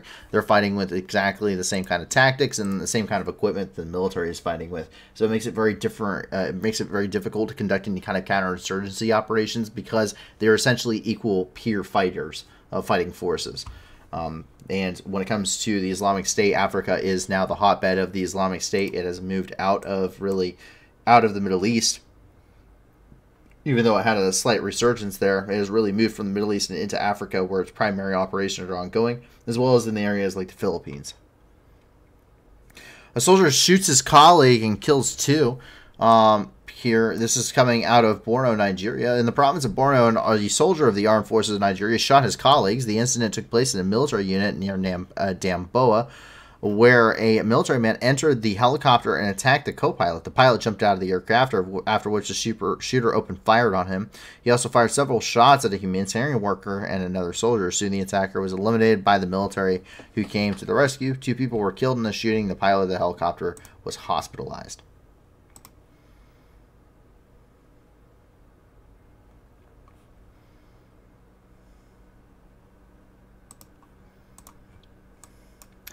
And coming out of Ouagadougou here in Burkina Faso, and I do know I pronounced that one right, Protesters in the city of Ouagadougou demanded the immediate expulsion of the French ambassador from the country and the elimination of any French military garrisons, as well as the establishing contacts with Russia. Some of the radical people tried to seize the French embassy, but they were pushed back by security forces.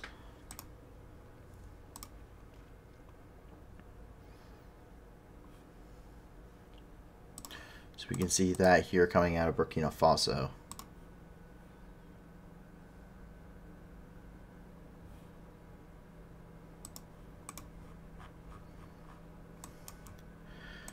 We jump over and into South America, where we jump over here into Lima, Peru, where a plane hit a vehicle on a runway. LATAM Airlines, Peru flight LA2213, covering the route from Lima to Juliaca, was involved in an accident on the ground at Lima prior to takeoff. It appeared that an ARFF truck was entering the active runway as LA2213 is on its takeoff roll. Initial data indicates the aircraft reached a maximum speed of 129 knots. The passengers and crew were all safe, but 2 firefighters in the truck were killed in the collision.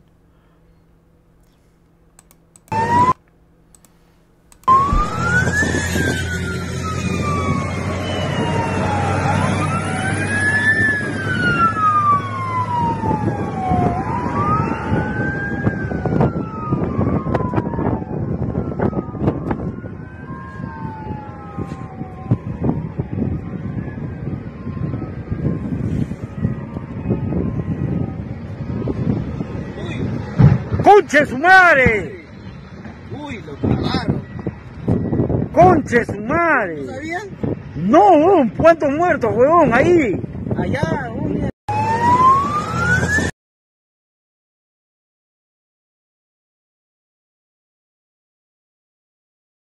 Noticias. Segundos antes de... So we can see here that moment where the aircraft ended up striking the vehicle, obviously responding to another emergency situation there on the ground.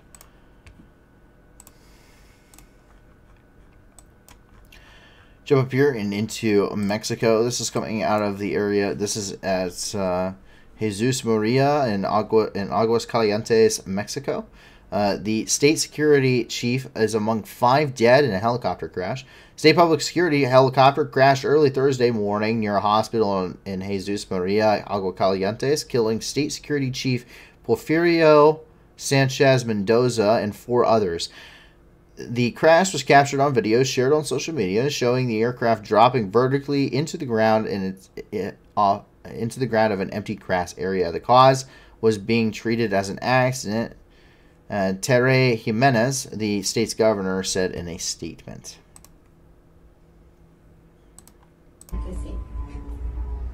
Ahí está, mira, ¿te fijas? Hijo de su pinche madre. Sí, ahí está. ¿Te fijas como luego, sí? Ese minuto, ¿no? ¿Me puedes decir la hora? 56.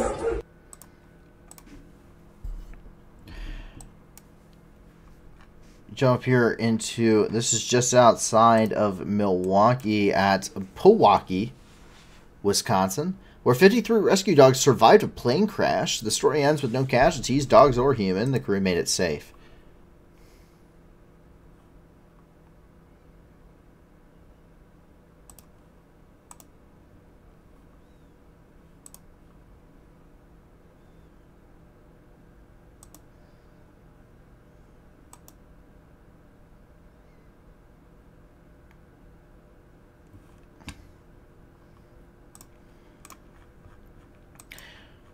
And finally, we jump over here into the D.C. area, where coming out of D.C., the emperor penguin has been declared a threatened species. The U.S. Fish and Wildlife Service, or FWS, has officially declared the emperor penguin a threatened species under the U.S. Endangered Species Act, or ESA, due to the existential risk posed by climate change. While currently the population appears to be stable, researchers say as many as half of these Antarctic birds could be lost by 2050. The main danger is sea ice loss, which reduces the space they need to breed and raise chicks. Parts of the Antarctic Peninsula's sea ice have melted by more than 60%, in 30 years, and predictions suggest continued loss in the coming decades.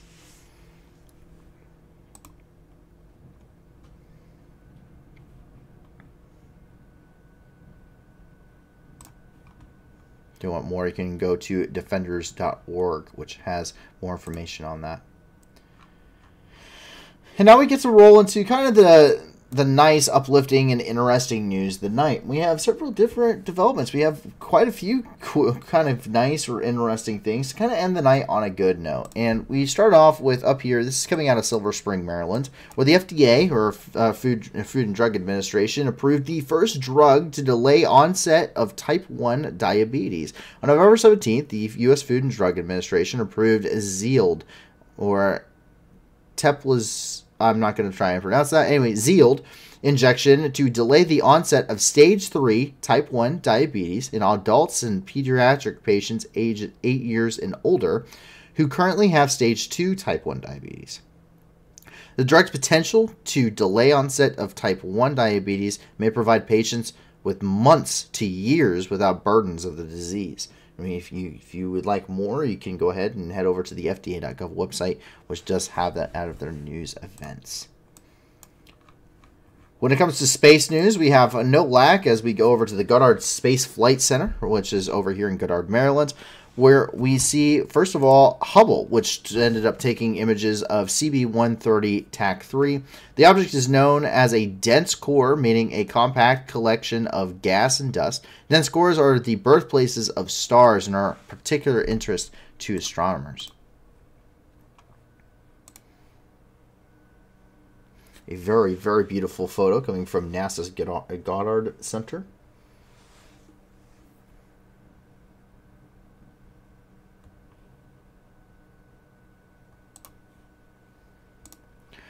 We also see the beginning of a new star. The NASA's Webb telescope released a picture of a protostar, or a new star, with clouds of dust and gas in the region only visible by an infrared light.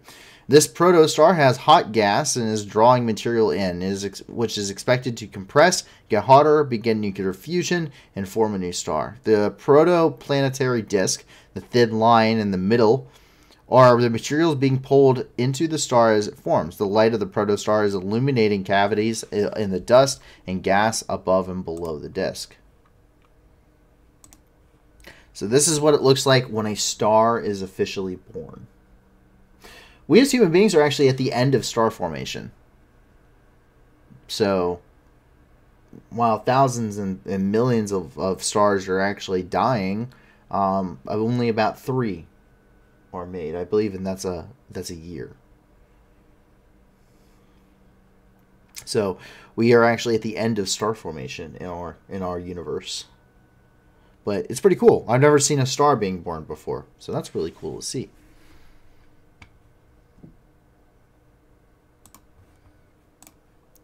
And finally, out of Goddard, we have 300 and 400 million year-old galaxies are seen. Researchers have found 2 exceptionally bright galaxies that existed approximately 300 and 400 million years after the Big Bang. Through Webb, researchers found that many galaxies in the early universe were much brighter than expected.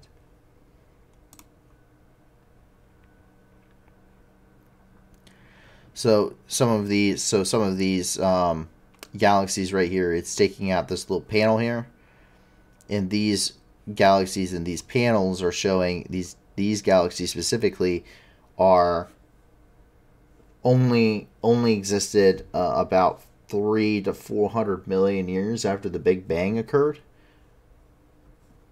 So very short time frame when you're talking about space and the universe. That's a very, very short.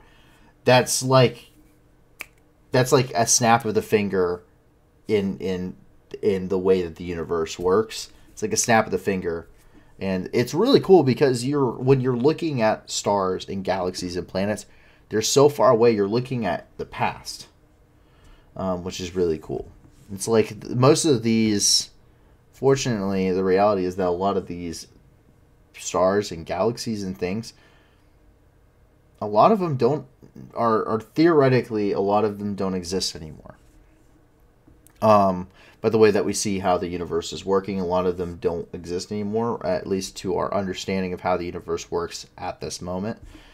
And so it's like that it's like the universe is pretty much putting on a big show for us, which is kind of cool.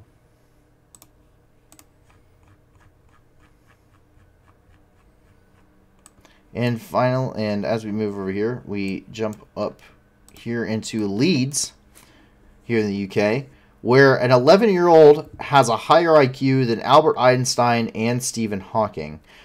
Yusuf Shah, an 11-year-old boy, has overtaken scientists like Albert Einstein and Stephen Hawking in terms of IQ. The boy scored 162 on the IQ test, while Albert Einstein and Stephen Hawking's IQ was estimated to be around 160.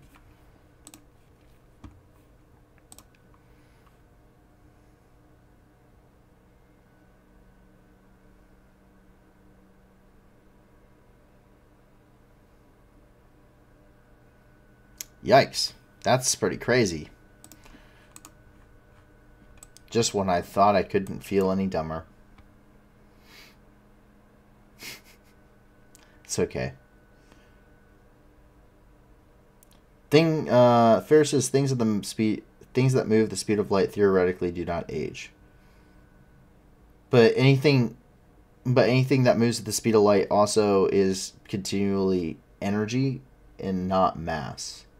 So you technically can't move at the speed of light because you would have to convert everything into energy and have no mass. It's one of the reasons why it's so incredibly difficult to get to the speed of light and why we can only get to fractions of the speed of light. Yeah, let's see what he comes up with.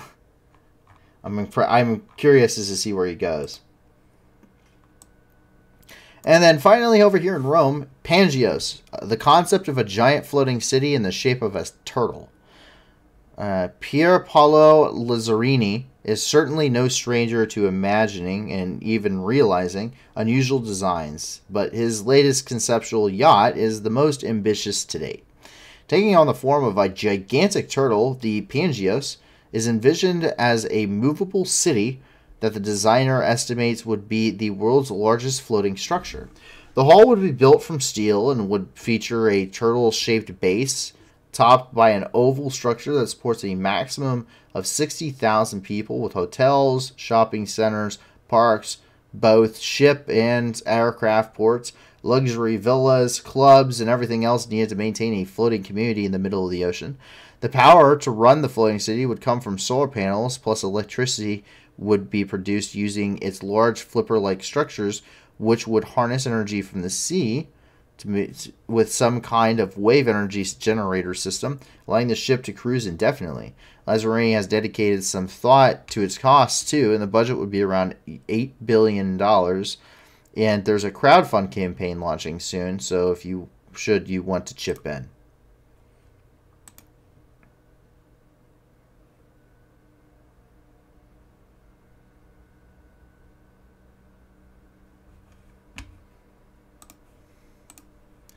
Pretty crazy, but kind of crazy cool.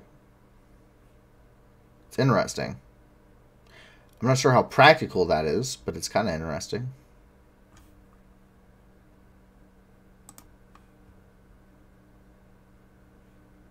If you would like more information on that, you can go to newatlas.com. But that is all of the major news happening in the world today. So I put out a challenge.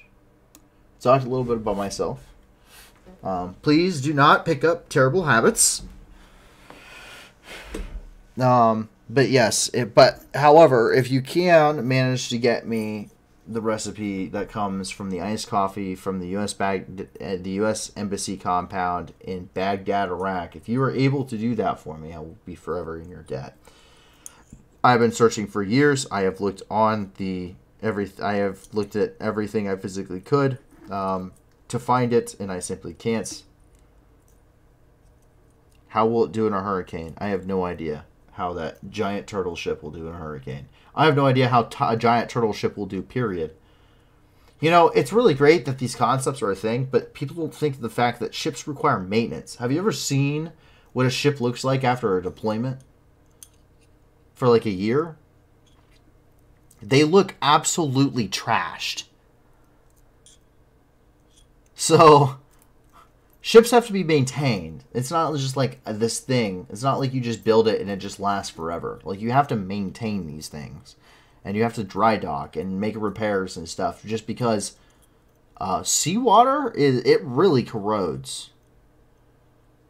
Fair says, is there a cafeteria there? Yes, there's a cafeteria there. Yes, I looked at the menu. No, they do not have the recipes.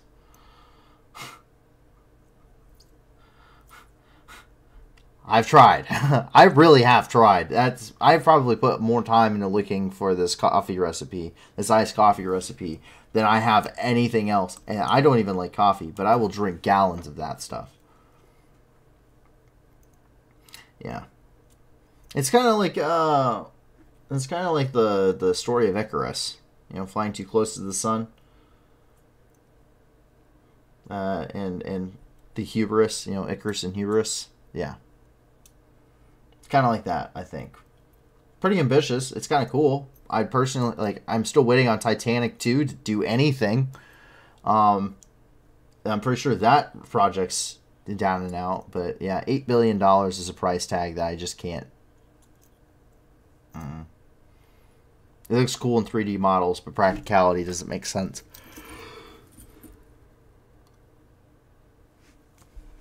And I think there's $8 billion that could be used in better ways right now anyway. But with that, that is everything in the world tonight. I hope that you guys have enjoyed. If not enjoyed, at least found it informative and you know, were able to learn something from this. And I hope that this not only is informative, but allows you to kind of give you an idea as to how bad some of the situations are around the world. And hopefully we can help, because you guys allow us to be the news that gives back. And like I said, that's the only way we're able to do it is through you guys. So please be sure to check out that video description below and to check out all those links. 80% or more of the donations that those organizations receive go to their programs, meaning they actually go to helping people. In the meantime, I hope that you guys remain safe, that you, your family, and your friends remain safe. And if not, I do hope that you find that safety and security in the very near future. Please be sure to help us improve our impact and our reach by giving us that like and subscribe, sharing us amongst your communities on Twitter. And we will be back live once again tomorrow at 5 p.m. Eastern Time, 4 p.m. Central, for a 24-hour update with everything happening in Ukraine and around the world. And with that, please, once again, be sure to be safe. Have a fantastic rest of your night. Please be sure to get some rest. And we will hopefully see you back once again tomorrow. My name is Paul from the New News, everybody, and have a fantastic night. Bye now. Going home, Russian soldiers, going home. Бо ми всіх вас зустрічаємо з багном.